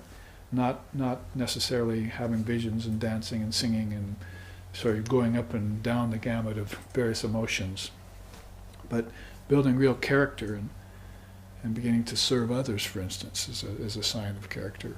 That you're sort of done with having bliss bunny experiences, as we'd say here in the West. And now you're beginning to get down to the brass tacks of deeper enlightenment for you, deeper levels of Buddhahood. I actually did bring that chart, probably show it next week, of the 10 Pure Lands of Buddhahood we'll look at. So you'll want to attain deeper levels of that realization for yourself, but you also want to, as she said, turn and help others along the path. So there's a certain place where your mind, having these death of the ego and your enlightenment experiences begin to happen, that you can do that. I'd say anywhere before that, before you close the gate, I would not venture to try and help people. I would not advise it. You'll become more a part of the problem and less the solution for them. And that's been instanced by so many various examples of people having that kind of problem. Like that song in India that says, to hope from friends and family for any profound solution provides no help whatsoever, no assistance. Everyone's lost here. Don't you know that everyone's living in pallid imitation of everyone else? So the idea is to go and try and help, but you yourself are not in a fine and fettled condition yet. So the help you're offering is colored by that, by your own indecisions and inabilities. But by the time the ego dies and you're having these enlightenment experiences, you can, as she says, turn to help others along the path. You're still on the path yourself, but you're allowed at that point to turn and be of assistance to others and help them, point them in the right direction. We would call that share the teachings, you see, rather than actually set yourself up as a teacher necessarily. But try and share those teachings in a good-natured way. And it would also be taking people who are lost to your teacher, to your guru. That's happened a lot. People got attracted to to great gurus like Sri Ramakrishna by their school buddies, telling them about him. You see, well, there's this great Paramahamsa living up there in the river in the Kali temple. We should go see him together. He's great, so we'll take you there. That happened a lot in Sri Ramakrishna's time, and that's, of course, building a sangha of people that is a general family that is all leaning towards higher enlightenment experiences. So together, that's a great force. And that great force builds the mind. So this is called Zariki in Zen. There you see mind power that allows for the unique ability to fully focus at will. If I were to borrow any particular teaching out of Vedanta that's a correlative to that, it would be Samadhana. Samadhana is one of the 6 jewels of the 4 treasures of Vedanta. Satsampati is the 6 jewels, and buried inside of that treasure house of 6 jewels, there's this one called Samadhana. It's called the ability to concentrate on Brahman alone. That's how it's defined. So, let's say you've gotten rid of the thicket of clinging vines. You've gotten past the worldview, and you begin to close the gate, but its latch doesn't work very well. And the wind is blowing it open occasionally, and you have to go back and close it again. So at that point, you're having good meditations, you see. But you're not having this kind of meditation, the ability to focus at will anytime you want on divine reality. Call it Brahman, call it Allah, call it Buddha nature, or Busho, or call it Atman, or Satori, whatever word you want to borrow for the state and the actual principle itself. You're not able to do that yet. So that's how special Samadhana, or in this case Joriki, would be to a Zen practitioner or to a follower of the Vedanta.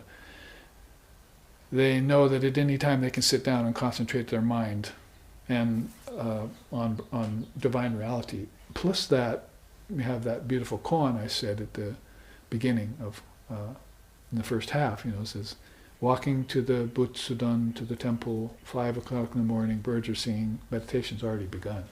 So it's now is that you don't just think, well, I'll sit down on my zafu now and get right back into zazen and enjoy my Buddha nature. But you never left your Buddha nature when you got up from your seat yesterday, you see, and moved off to do your actions, have your dinner and so forth. So that's one unbroken arc, you see, of oil from one beaker to another. They call that, you see. Just one unbroken arc of oil from one beaker to another. Your mind is in full concentration on Brahman. So the smaller beaker is your mind full of consciousness, and it's flowing into the bigger beaker of Brahman without a break. Oil doesn't even splash, you see. So it's just one rainbow arc, as it were. Unbroken homogeneous awareness, meditating on itself all the time. And so that's how beautiful, and they're calling this an ability, see. So it may be something still beyond that, if it's ability, but nonetheless very beautiful. Now, this is what Joshin is. You've probably heard the word in Zen. It's rather famous, like Satori and Busho. But Joshin means beyond focus. The mind can fully identify and get completely absorbed. So, as the hailstone fell in the ocean one day, it was saying, this is going to be interesting. What will happen to me, you see? And I'm about to get inducted, you see, into my true nature. But once it fell and hit and melted, then it was fully absorbed. So this might be the way of explaining the difference between Joriki and Joshin. Don't mistake this for Jiriki. Jiriki in Zen and Tariki is a famous teaching. I could actually explain that to you for a while, but Jiriki and Tariki means the difference between grace and self-effort, basically. So it's very Vedantic too.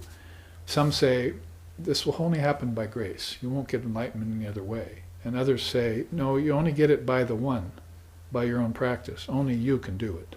See? So these are two different perspectives that the Zen masters have noticed in people, probably in their own practice too along the way. So it's, if you want to put it in English, it's kind of leaning toward grace or leaning toward self-effort. Thankfully, we have Sri Ramakrishna Paramahamsa who told us that grace and self-effort are the two wings of the same bird, and you can't do without them, you need them both. That grace is always upon you. Remember what he said? The wind of God's grace is always blowing, but you have to raise your sail to catch it. So if you're out on a boat with a bare mast and going nowhere, who's to blame? God? The ocean? The wind? No, you are, you see. Raise your sail, stupid. So grace and self-effort go together so beautifully. So just an aside here, that you don't mistake this for Jiriki and Tariki, which is a beautiful teaching in Zen. The grace of Buddha nature and the grace of the One. The grace of the One means you. You should really have your own grace to add to that. Make sure that you understand your nature's divine, but you'll never get there without self-effort. And that self-effort is going to purify the mind so that the mind will know that it's original mind and not ordinary mind. Right now it's thinking it's conventional mind, and it's thinking in rounds of birth and death, and rounds of good and bad, virtue and vice, pleasure and pain, good and bad. It's caught in these conventional dualities. But if you remove that tendency and all of a sudden it becomes original mind, then that's chit shuddhi. And it's up to you to remove those penchant for dualities. Besides, that's what we quite often sing in some of these beautiful songs, for instance. Tulsidas evinced that kind of statement very nicely. He goes, Itani vinati raghunandan se dukadandva hamara bithauji. Itani vinati raghunandan se dukadandva hamara bithauji. Dukadandva hamara bithauji. Dukadandva hamara bithauji. Dukadandva hamara bithauji. Dukadandva hamara bithauji. Itani vinati raghunandan se. O Ram, this is my prayer to thee. What is his prayer to Ram? He says, O Raghunanda, which is a name for Ram, kindly destroy my mind's penchant to perceive duality. Now I've had discussions with people, maybe even bordering an argument about the efficacy of prayer. As we're pretty much a prayer-oriented Western culture in Christendom and so forth. So there's this idea that just like grace and self-effort, maybe you need both meditation and prayer. Prayer is not going to be enough, you see. Meditation will be more like the grace of the One, and prayer will be more like your own participation. Sort of kind of the same as Jiriki and Tariki, right? But whatever the case may be, you need to have your own mind on your side, as Holy Mother used to say. See, and if this happens, then your prayer, if it's going to be a prayer, this is one of the best I've ever heard. Please, O Ram, kindly destroy my mind's tendency to perceive duality. That will remove all sorrows and sufferings from my being, for only Atman exists. Nothing else abides. It is attachment to relativity that gives birth to all the miseries of life. And that's what he's singing here in this verse. So since attachment to relativity is giving rise to all the miseries of life, and it's because I haven't realized that the world's unreal and the Atman is the only thing that really exists, then the reason I haven't realized that the Atman is the only thing that exists is because my mind's penchant for perceiving dualities everywhere. See? So therefore remove that tendency and I'll be free.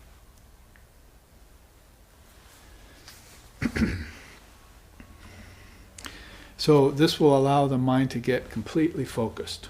See, when we could say, shut the gate, right? Because distractions will get in the way. Distractions are, I remember taking teachings from Janggang Khantrul Rinpoche, a Tibetan Buddhist teacher, when he came to Hawaii on several occasions. Very good English in that man before he passed away. Here his reincarnation is back, by the way. But the teacher I had before when he passed away, and he used to teach about distractions being the real problem in our world today. Distracting us away from doing our spiritual practices by this calling our attention to the glitter of the world and so forth. And not even just to the glitter of the world, that's just for surface people, but people who are deep into their jobs and their families and their life. Also, those things are distracting them away from their spiritual life.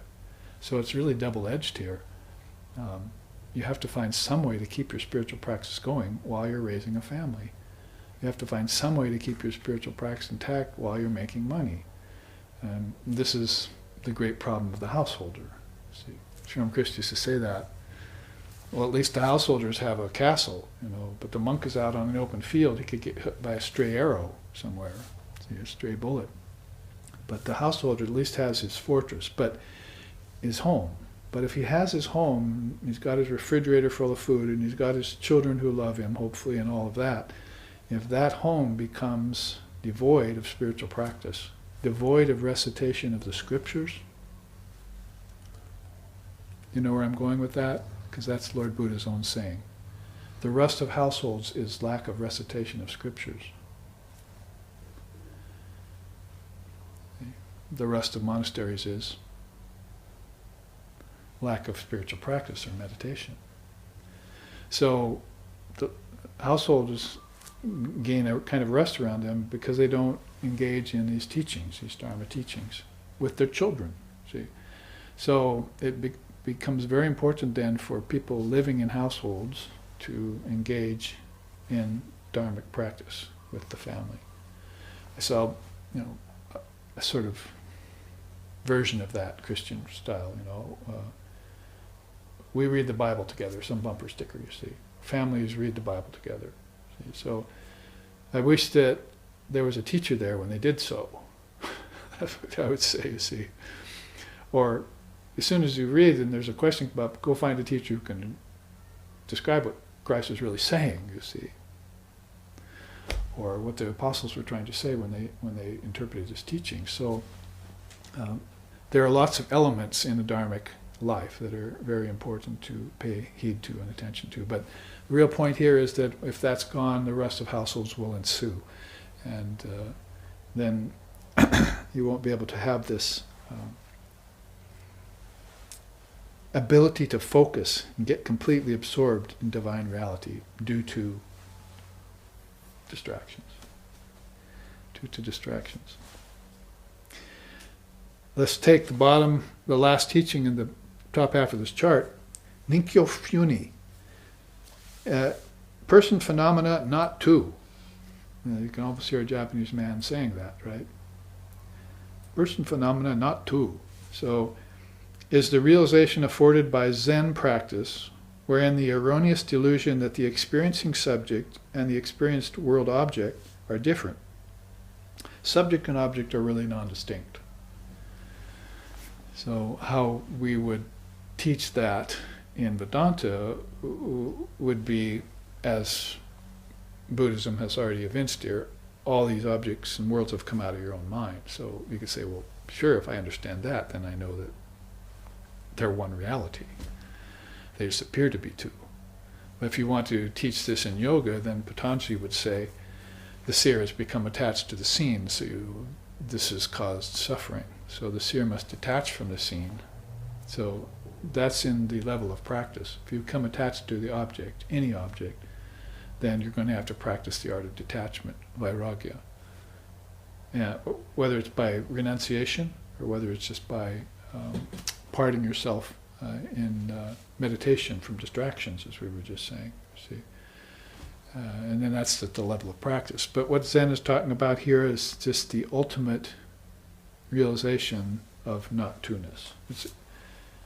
We begin to, in Vedanta even, and other current contemporary Western people used to start saying that.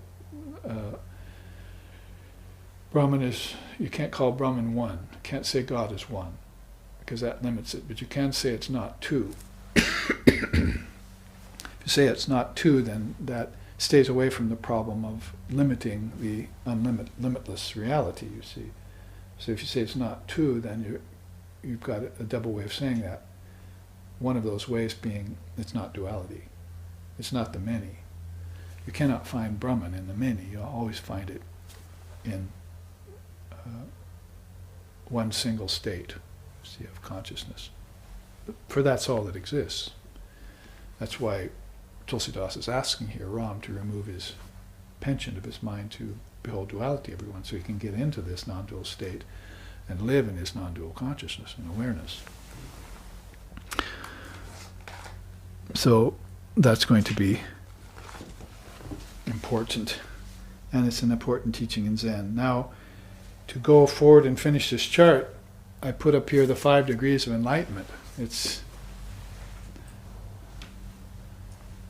important to look at stages. Enlightenment dawns on the mind in stages, Sri Ram says in the Adhyatma Ramayana. So you have to ponder that. Enlightenment dawns on the mind in stages. It may seem like it comes all in a flash.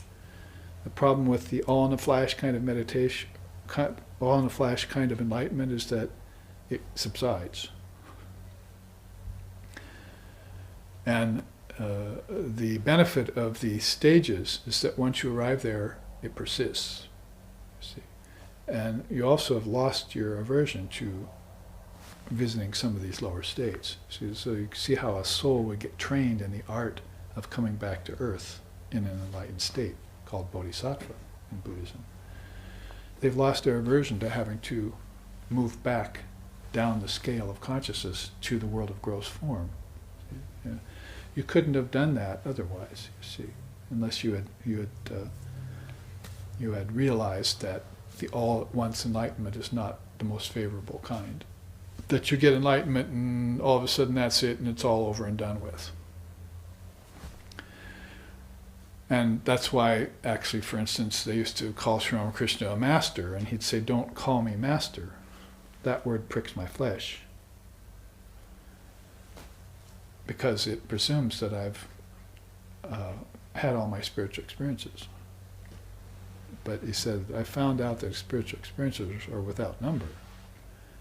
You can just keep having them. He used to tell the Brahmin priests of his time about samadhis he had that weren't in their scriptures. And their scriptures are very, very detailed, I can tell you. Tantric and Vedic and yogic scriptures are very detailed. Many, many, many of them, not just one Bible or one Testament, but this wash of great scriptures that go back for millennia have been noted down, consciousness in all its phases, as you will, by these great seers. So in there, there's a listing of many kinds of samadhis. But Ramakrishna was having samadhis that weren't listed in there, that couldn't be found. Names couldn't be found for them. based on his descriptions of the characteristics and things he was experiencing. So in that regard then, there can't be an end to the infinitude of Brahman. There can't be an end to the experiences that you can have at different levels of consciousness with non-dual awareness. Sometimes we teach the kids, sit them around a little big tub of water, you see, and then there'll be a bunch of cups and different saucers and containers of different sizes and shapes and colors. And so they'll take these empty containers and dip them into the big tank with water and put it down and get another one. And the teaching is very simple, is that this ocean of consciousness is unlimited, and it gets into different forms. And these forms are of different shapes and different sizes and different colors and different capacities. And you pour them all back in the end, right? And it's all one water. But in the meantime, it's the teaching of how consciousness can get into different forms. A moth, an animal, a human, an ancestor, a deva or a devi, a god or goddesses, a bodhisattva, all with different capacities and different limitations and different shapes and different sizes and different locations in this whole big realm of Maya, name and form. See? So if you can understand that consciousness is subjected to gradations, even though it's never divided, like kids, are seemingly dividing it, but sometimes you put water in a jar and put it under a lake and break the jar with a rock. You see water outside, water inside. It's the same water, but there's just this clear glass barrier between the two. So this is the individualized soul inside the jar, and here's the universal soul outside the jar. Paramatman and Atman, if you want. And you break that jar and water's one with water. Or sometimes they have that, vases or jugs full of air, the air outside of the jar and the air inside of the jar. They have all these ways of explaining that philosophically in these various scriptures of India. So this is all consciousness apparently gradated, or apparently modified, or apparently conditioned, or apparently sublated. All these words are in the scriptures in English. Modified, sublated. You'll find them trying to explain it in different ways inside of our own English language to give you this idea that there's a false superimposition going on over an unlimited consciousness, that when forms come together, it seems to limit unlimited awareness. And if you understand this, then you're going to be able to get in step with, or get on the same page with, the idea of gradual satori, like this, Kangi satori. You had experiences that were showing you your Buddha nature by degrees, but these experiences went away, and you remembered them, and could maybe even call them back in meditation, which is good for you, because that's helping the mind return to such a state, rather than just falling off and never returning again. But still, it didn't satisfy yet. It didn't give you the totality of experience of satori. So this is why Goi, 5 degrees of enlightenment, is explained by the Roshis. Let's look at them. Shochu hen, henchu sho, shochu rai, kenchu shi, and kenchu to. These are the 5. And they describe this as the relative in the midst of the absolute. That is, first you see the world as a manifestation of the absolute. And that would be the first step towards higher enlightenment. Because usually aversion to the world isn't going to work very well for very long. To try and escape from the world or get rid of the world while you still have a body is going to be rather futile. You can go into a mountain cave, you can go into a monastery and so forth. But even there, you're still going to have to deal with the body, food, certain habits. And so your aversion to the world, is going to take you very far. So the solution to that is to begin to see the world as a manifestation or an expression of absolute reality. And of course, you're going to have to know something about name and form and time and space and so forth. and be able to see it from a distance. This isn't going to come to a person who is not able to detach from Maya. It's not going to come to a person who believes the world to be real anymore. They have to have that great doubt, dai funshi, great doubt about, mass doubt about everything. I am not seeing anything that's real here. You see, they're going to have this great doubt about it, and then penetrate through it and see the underlying Buddha nature in everything. Sort of like a scientist would see particles in objects finally, and know that they're just nothing but vibrating particles. Should lead him in a higher direction, we hope. That nature is really less like an object-producing machine, but it's more like a thought. See? That's what one scientist said at the turn of the century, 1900s. See? We thought when we studied, this was James Jeans, we thought that when we studied nature, it looked like a machine to us for a long time, just producing things. But then we studied it a little longer, it began to look like a thought. So isn't this just pretty much like everything is mind made manifest, and everything, the whole worlds have come from the mind. They're beginning to get on that trajectory, that way of thinking, some of them. So if you do then probably the first step you'll take is, well, this really isn't Brahman here, but I could call it a manifestation of Brahman. Or I could be even more kind and call it an expression of Brahman. Or I can be less kind and call it a reflection of Brahman. That's kind of medium ground reflection, the Chittabhasa. That's where a lot of the seers arrived at, I think. They said, I'd like to call this a reflection of Brahman. It reflects Brahman, but it's not. If you want to go towards it expresses Brahman, you're probably moving toward the Tantra, you see. Probably moving towards that, celebrating seeing God and everything. You've got a tantric bent, you see, in you.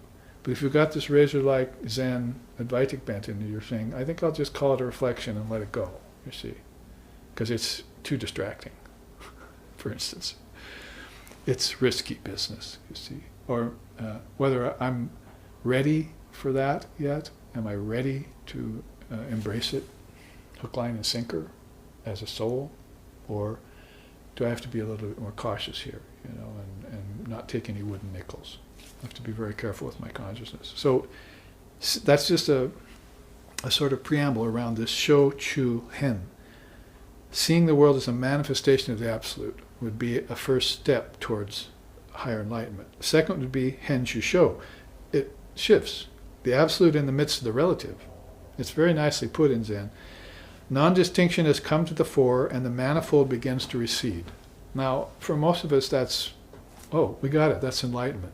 See, most people think when I see the Absolute and the relative fades, that's it, that's yogic enlightenment, that's Vedantic enlightenment, I've got it, you see. The world went away and I saw Brahman.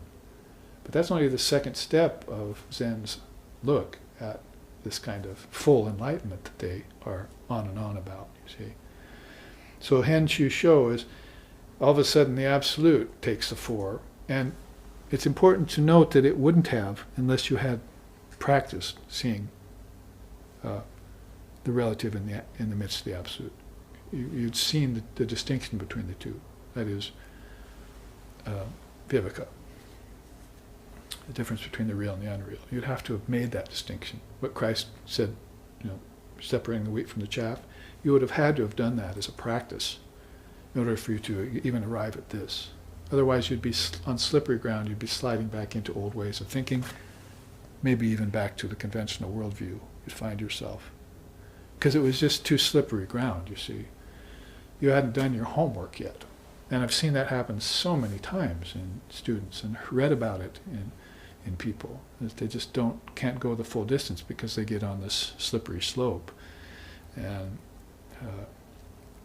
like, for instance, renunciation out of aversion, which we were just saying about, that kind of thing. Or a sort of wishy-washy wild fox Zen, they would call it in this tradition, where people are saying, I'm enlightened, but I'm really not, you see. Or they're mouthing the teachings without really having meditated on them. So whether it's with the monk, with aversion, renunciation out of aversion, or with the householder with pretentiousness and not being sincere and straightforward, that's the slippery slope that people get on and fall. But if you can get to this, all of a sudden, you've reached this second stage, then it's this second degree of enlightenment. It's very powerful. What can come after that then is Sho Chu Rai, experience of emptiness. Now this is where Zen really wants you. It has a huge romance, if you want to, with Shunyata. The other forms of Buddhism had their time with Shunyata, saw that it was emptiness, accepted that as the nature of things, and then took it some steps further. Like the Vedic seers went to fullness from emptiness. You have to realize everything's empty before you can know it's full. So their way of thinking is that Brahman with attributes is saguna, and Brahman without attributes is nirguna, and they're both, same sides of the same, two sides of the same coin, as it were. So Zen is on the same page with that. But in terms of the ancient rishis, they were saying basically that when we saw that everything was empty, that is empty of the ability to fulfill us, and empty of substance, real substance, changing, shifting sand, then we moved on to a higher position, and that would be seeing absolute in the relative, right? You'd start to see Brahman shining through the appearances of things. You couldn't say the appearances of things were completely untrue, because a reflection of a moon in a mud puddle, it still looks like a moon. And it has a source. It causes you to look up, to find the real thing. So you're on that kind of slippery slope, but you're also moving along practically in a rational method until rationale is not going to make it anymore. And that's going to be when this rare experience of shunyata hits the mind and causes jhada samadhi. Shamkar would call it stunned consciousness. It stuns your awareness when you see this, that everything's empty. And you might not be able to move for 49 days, or be out in the wilderness for a long time, or sitting under a tree for too long. You might just sit there so long that birds peck grains out of your hair, falling from a tree, because your consciousness is so stunned by clearly seeing through the appearance of things that all of this is a facade. The relative does not really exist on its own merit. One interesting way of putting that is that this location here, Earth, is in the mind. It does not have its own space. The physical universe is not real. It's in the mind. Now, Maya is making it look opposite, like we're in the physical world, which is in space of its own kind, you see, physical. But that's all come out of the mind, so if you shift that, then you see the world is in the mind, then the world does not have a place to exist, except in here, which happens in deep sleep, right? You turn it off and it's not there, so what good is it, you see? So you can play with it, and you should play with it in meditation and think about this, because you're being led towards these higher realizations. This third degree of Zen enlightenment, then, emptiness, is very important to all of Buddhism. And our equivalent of it in Vedanta is what happens when you do neti-neti, right? Not this, not this. Take away the body sheath, take away the prana sheath, take away the mind sheath, take away the intellect sheath, take away the ego sheath, and then all of a sudden what's left is you see. So that what's left is you would be shunyata. It's the student who did this practice of the 5 sheaths turned to Shankar and said, okay, I did that like you told me, and I find there's nothing left. Now what? And Shankar, you can almost hear him laugh. You see. What's left is you. Meditate on that emptiness. See. And that became a famous sloka in the Vivekachudamani. Om drishyam pratitam pratipayam pravilapayan san matram anandaganam vivavayam samahita san bahirantaram va kalam netaha sati karma bande. Destroy your karma. means that drishyam, om drishyam, the seer. You see, you become the seer of all phenomena. So the seer must look and see that there's an outward and an inward, right? There's an external and there's an internal. So when he sees that, that's here, isn't it? Right? Relative in the absolute. There's an outward and an inward. But this isn't going to satisfy. Why? Because they said not two-ness. This is two-ness, right? So I must get to not two-ness. So what am I going to do? I'm going to take the inner, antaram, and I'm going to take the outer, bahir, and I'm going to render them into one state. Why? Because they always were one state, my teacher told me. It's only you that has turned them into two, called inner and outer, right? And that was a mistake. That was a primal error on your part. If you believed in it, it was a primal error. If you saw it as just a sleight of hand, no problem. You know that you are the magician. Call it back in, you see. Sri Ramakrishna used to say that magician could make all sorts of amazing things happen in front of people, and they're just totally blown away. But back at home, his children knows how he does it. So those who know Mahamaya, they know how she makes everything look the way it looks when it's not really that way. See, her children, they know, because they live with her. So take the outer and the inner and render them into one indivisible state. Bahir antaram va. Then meditate upon that state. Pass your time contentedly and be free, he says. So this was his sloka in the Vivekachudamani after watching his students strip off the 5 sheaths and see emptiness, you see. It's beautiful philosophy, and it's more than philosophy, it's actual experience of Guru Shishya happening right before our eyes in 700 AD. Fairly recent for us. We saw the same thing happening with Ramakrishna and Narendranath, Swami Vivekananda, having those kinds of experiences together. So basically awareness of mind and body disappear, is how they're putting that simply in Sho Chu Rai. Now, 4th degree of enlightenment is Ken Chu Shi, entering between the two polar opposites. Now this begins to sound rather yogic. All of a sudden it's like you see a train of thought go across your mind, and then there's a space, another train of thought's coming, right? So the way the yogis say that you stop all thoughts is to grab a hold of the space between the two trains. It's called the 6 gateways in yoga. It's a beautiful teaching. It starts by noticing that time passes in increments and objects are made of particles. Those are the first 2 gateways. So if already you're having the great doubt, right? I don't think the object is really what it appears to be, and I don't believe that time passing in increments is really the truth. I think time stops when I go into deep sleep, and so forth and so on. Yadida, yadida, as they say, right?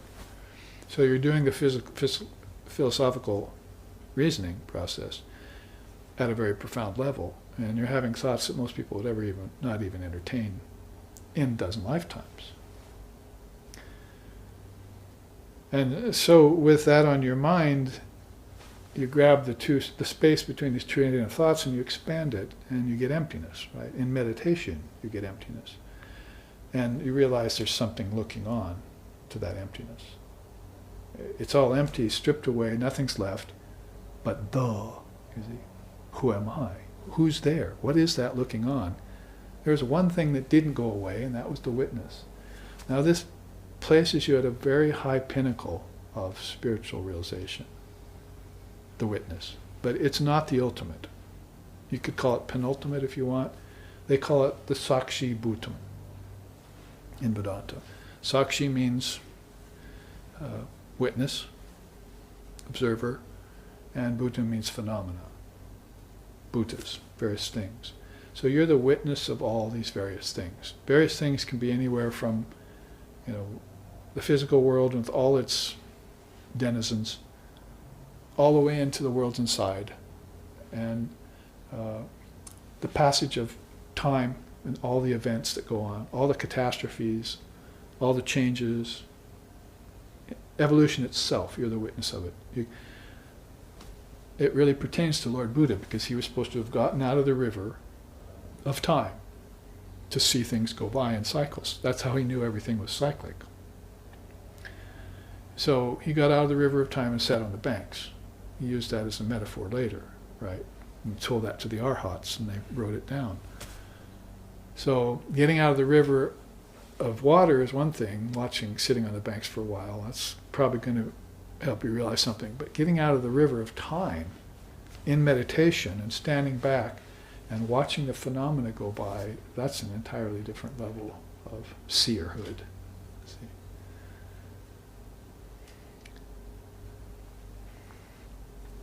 So that reminds me of that yogic teaching of going in between your thoughts and expanding the space of no thought. So here, Ken Chushi says, entering between two polar opposites, each state is accorded its uniqueness, emptiness vanishes in phenomena. So this is where I was saying, you lose your last vestiges of aversion to Saguna Brahman, to things with form. You can enter back into phenomena in full awareness of the relative and the absolute in the relative. Each state is assigned its own uniqueness. This is the complete maturity of Zen, 52 generations of Buddhism that just happened, that just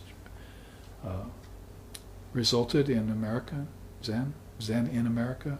I hate to use the expression American Zen because it's too early for that. But Zen in America, and its beauty and its fascination for people. They're beginning to look at that. So the maturity of it, you can see then by this bare description. See, it's basically that a powerful experience of emptying that shocked you. It's not just that you're coming back to relativity again, but you're coming back into a fuller realization of what the absolute and the relative truly are to each other, how they're based upon each other, how they play off of each other, and assigning each one of them their own uniqueness. You know, it's also, I'm having feelings of yogic teachings, but I'm also having feelings of tantric teachings when I study and speak like this, because Tantra is very much known for deifying everything. It doesn't just rush to get out of form, to some formless samadhi somewhere. It actually loves everything here, you see. It will look under every rock and in every nook and cranny, as they say, to find consciousness hiding. Sri Ramakrishna said, beautiful story, said there's this pool, you see, and down underneath the pool there's these fish and crabs and things. See, if you want to eat them, then you have to find them, you see. So he says they're usually under you, back in the banks in these little cubby holes. They're not floating out in the water where fishermen can get them and people can see them with nets. They actually, these yummy little morsels of seafood, collecting back inside these little tiny holes underneath the banks. They're actually underneath your feet and behind you in the watery areas behind, you see. So if you want to get them, you have to get down there and get your hand down in there and dive down in there and pull them out. So he heard that from divers and people who farmed those kinds of seafood. And immediately it occurred to him that that's just the way consciousness is hiding.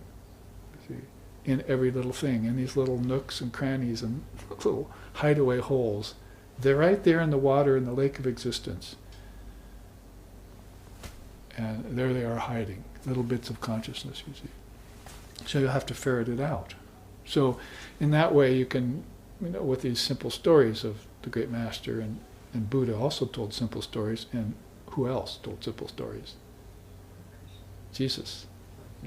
So Ramakrishna, Buddha, and Jesus all taught by simple story. These great avatars is one of the ways they will teach the masses, is by simple story, so that they can have some sort of inkling about what we're talking about, what Zen is talking about here on a very cerebral level, see.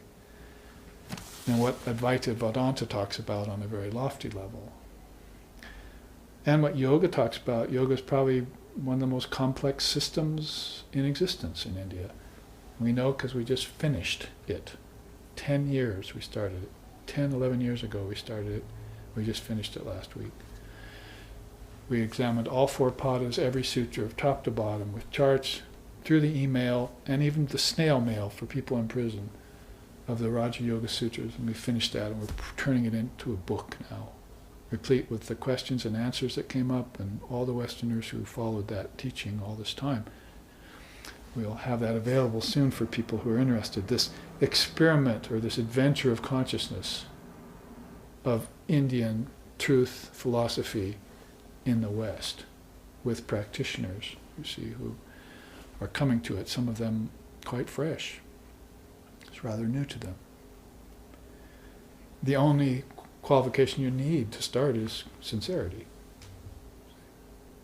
You need to be sincere about following and finding out what's there. You don't have to be fully qualified for it, although some qualification would certainly help. So each state is accorded its uniqueness. Emptiness vanishes into phenomena. So you come back out of that emptiness, if you want to put it that way, but when you come back out, as Ramakrishna said, you see God in everything.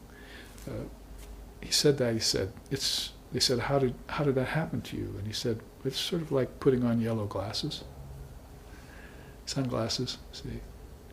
He said, you put them on and everything gets colored yellow. Well, when I went into samadhi, I saw, that is this 4th degree of enlightenment, 3rd degree of enlightenment, I saw everything there in seed form. I saw reality behind it, like light behind a wax museum, he said. And then when I came back out, I brought the coloring of Brahman with me, and everything, even though I was back on earth, back in the body, everything was colored Brahman to me. It's like putting on yellow glasses. So that gives you that Zen-like description of an elevation of your consciousness, that buoyancy we're talking about, you see. Our founder, Lexicon, used to say, you must catch on fire, see. And Sri Ramakrishna said, you must catch your breath. And, he said that's kumbhaka, when you catch your breath. And he used to talk about that. He said, a man's never shot a gun. All of a sudden he shoots a gun for the first time and it stuns him, you see. Or a man sweeping. Somebody comes up and says, that fellow we know down the street, he passed away, and he goes on sweeping, you see. But then a couple of days later, comes up and says, your mother, she just died. He drops the broom and he's stunned, you see. That's kumbhaka. That's something very powerful, suggests itself to your mind, and your breath catches, you see.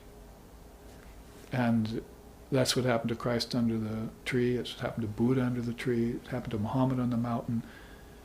It takes some 40 days and 40 nights sometime for it to happen, to go away from the world, right? But isn't this pretty much about going away from the world and then coming back to the world?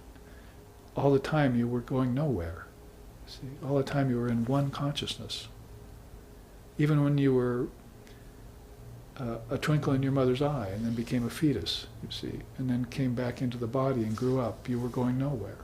You were always in one state of consciousness. Maya changed all the outward properties and things, but inwardly you were always just one consciousness, that's all. So you must become the witness of those changes, right? Not the participator in the changes as if they were real, but witnesses of them, knowing that they're not real. That nothing ever moves or changes inside of Brahman. Brahman is transformationless, and you are that thou art. So talk about coming full circle, and the maturity of a 52 generations old Buddhism that is now trying to express itself in Japan and America, having all the power of Indian darshanas behind it. Then you're talking about true Zen. Imagine what's behind it. Yoga, Samkhya, Tantra, Vedanta, Shaivism, Vaishnavism, Buddhism, lesser vehicle, greater vehicle, Vajrayana Buddhism, all the way up to the present time. Chinese Buddhism, Chun Zen, all the way up to Japanese Zen. If you want to really look at it that way, and you looked at a teaching like this, you'd say, they certainly have the authority to explain it the way it is. And this one teaching of the 5 degrees of Satori pretty much says it all. At least for your intellect. Now, armed with that in your intellect, kill the ego and shut the door and get into that state, you see. Go find a Zen Roshi and sit for Zazen for a few weeks, like we did when we were younger. Have that experience. What could be more than that? Ken-chu tu, arriving in the middle of both. Form and emptiness interpenetrate, resulting in intentionless action, devoid of thought and emotion, that suits whatever circumstances arise. Pretty much maybe the integration of all the 4 yogas that Vivekananda was always wishing for in us, see? And which also include karma, action. See? It may be devoid of thought and emotion and so forth, but it results in intentionless action. That is, you're just flying through the sky like a bird, leaving no trace, right? That's the way the Indians would put it, the Buddhists would put it, walking across rice paper without leaving a wrinkle. So when you come back, you're that transparent to the world. There's one beautiful song in it that says, Yama, Karma, both went looking for that realized soul, but they couldn't find him. So death couldn't find him, and cause and effect couldn't find him. And they both looked back at the record of birth. They went to the god of birth and said, was he born? Yes, he was born. We have a record of him being born, such and such a loka, and with this particular parents and that. But now we can't find him. See, so he's without death and he's without karma. He's transparent. So nobody can find him. You can't find him to take his soul anywhere anymore. Can't be born again, not in the usual sense of the term, and death can't find him either. So, welcome to the land of Zen. This is Zen enlightenment, Satori. So I think that was a worthwhile chart to go through. Now that I've gone through it for a second or third time, it might be my new favorite. It shows method, you see, it shows some sort of stages that you can go through, but then it also leads you towards an explanation of what to expect, or what the end result will be, if, not that you're looking for results, of course, and fruits, but natural progress of things in spiritual life. Because why worry about looking for results? Just get back to your true nature. See, is that a result? How can you call that a result? That's your true nature you're talking about. You just wandered away from it, so should I consider it a fruit to get back to it? No, it's mine. You see, it is me, in fact. So don't be put off by lesser teachings. Just do the necessary. Now, in the remaining time here, which is about, I think we only have 15 minutes, we can at least get into this Jujukai, which will bring you crashing back down out of Zen Satori. But actually, maybe it won't crash too hard if you really have looked at Kenchu To. That is, if you really looked at this idea of intentionless action, and if you've had a glimpse or a taste or a breath of heights, as the Chinese poet Tu Fu says, breathless air of heights. If you've had that, this buoyant feeling inside of you, like your lungs just can't expand anymore, and you're going to float practically off your seat, then you're probably going to go back and say, well, how do I experience that for all times? It's beyond time. And we want to look back, sort of like yoga does, and expect every little alambana, like earth, air, fire, water, and ether, tasting, touching, hearing, smelling, seeing. You know, you're supposed to inspect all those things in meditation in yoga. So Zen has a sort of version of that called Jujukai. And you're going to want to inspect that for any little indiscrepancies. that might be lurking in there. They're keeping you from making these connections to this higher life.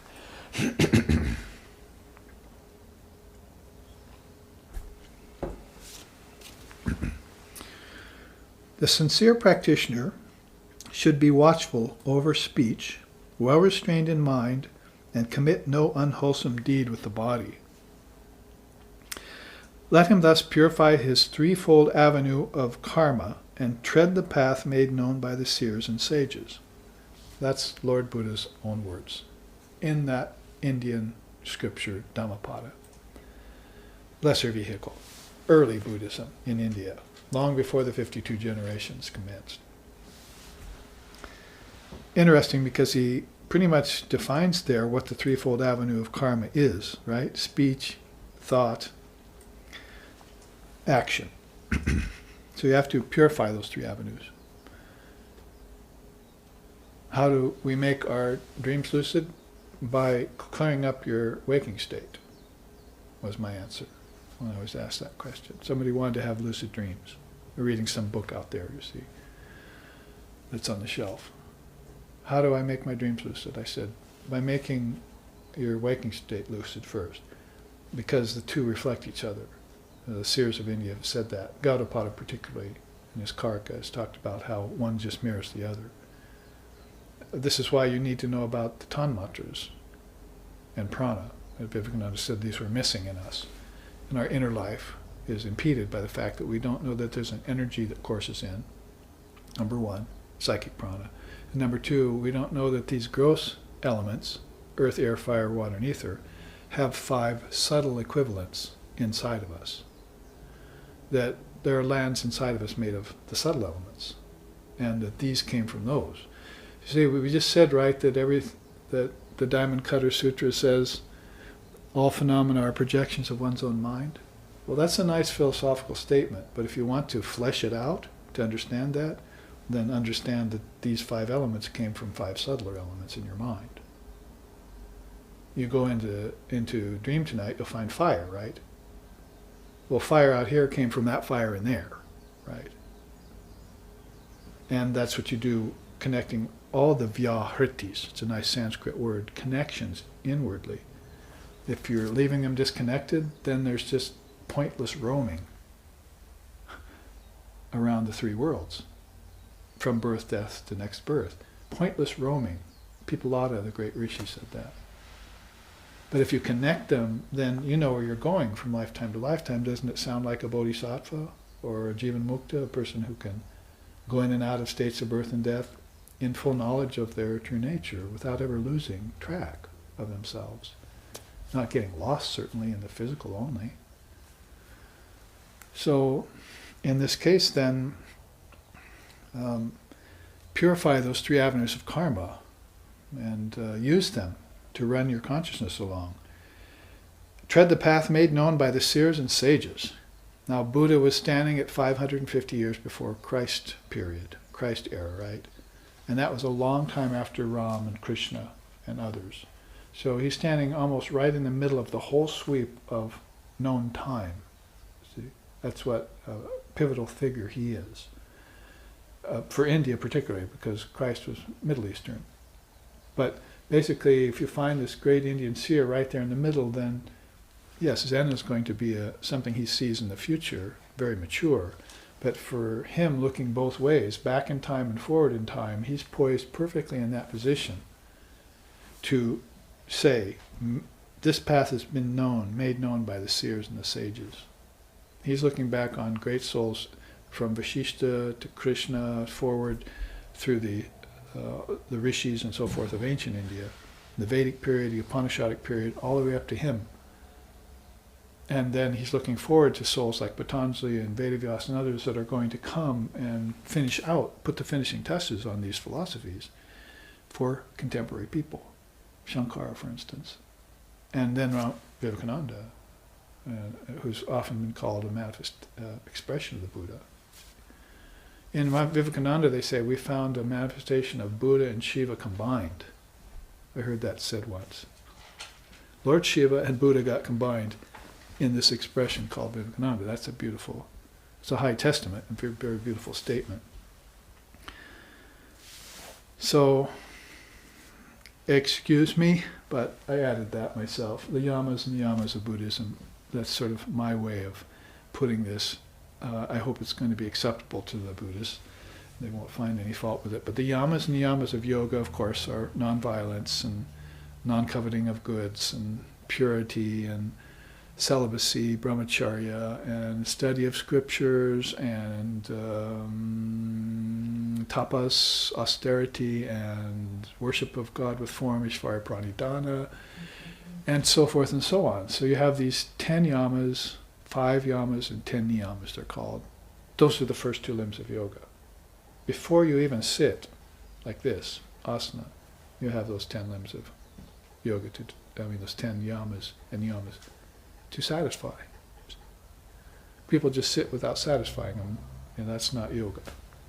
So in the very few minutes remaining, we might not get too far with that, but you can see that these yamas, niyamas of Buddhism have an exoteric form and an esoteric form, is how they put it in Zen.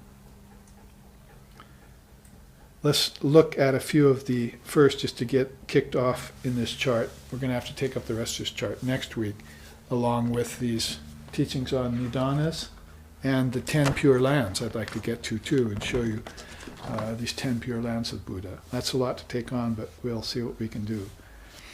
In the meantime, you see right there the very first exoteric form of the basic precepts of Buddhism is never taking life. What's the very first yama in yoga? Ahimsa.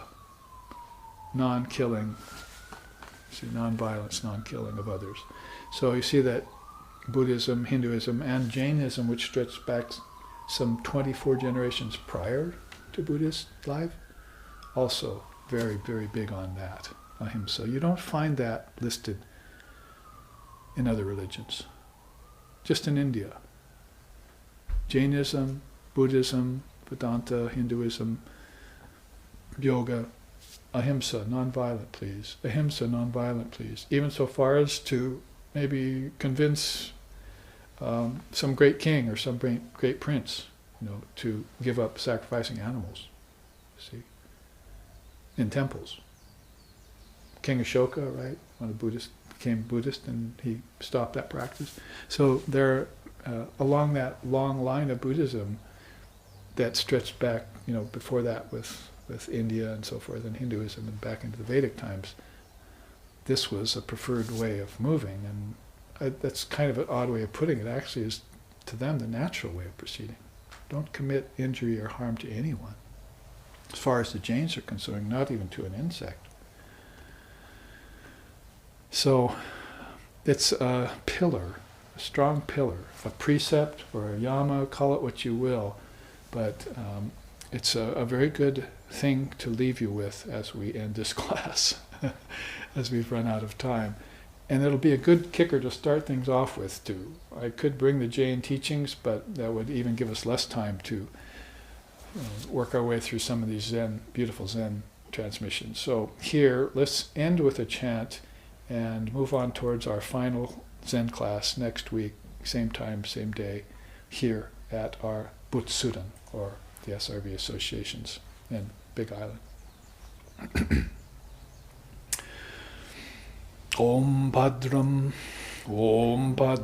Karnibhihi Shrinayama Devaha Bhadram Pasyema Akshabir Yajatraha Stirai Rangaish Tushtuvam Sastanuvir Vyashema Devahitam Yadayahu Swasti Na Indra Vrida Shravaha Swasti Na Pusha Vishwadevaha Swasti Nastarksho Arishtanemihi Swasti no Brihaspatir Dadatu Om Shanti Shanti Shanti.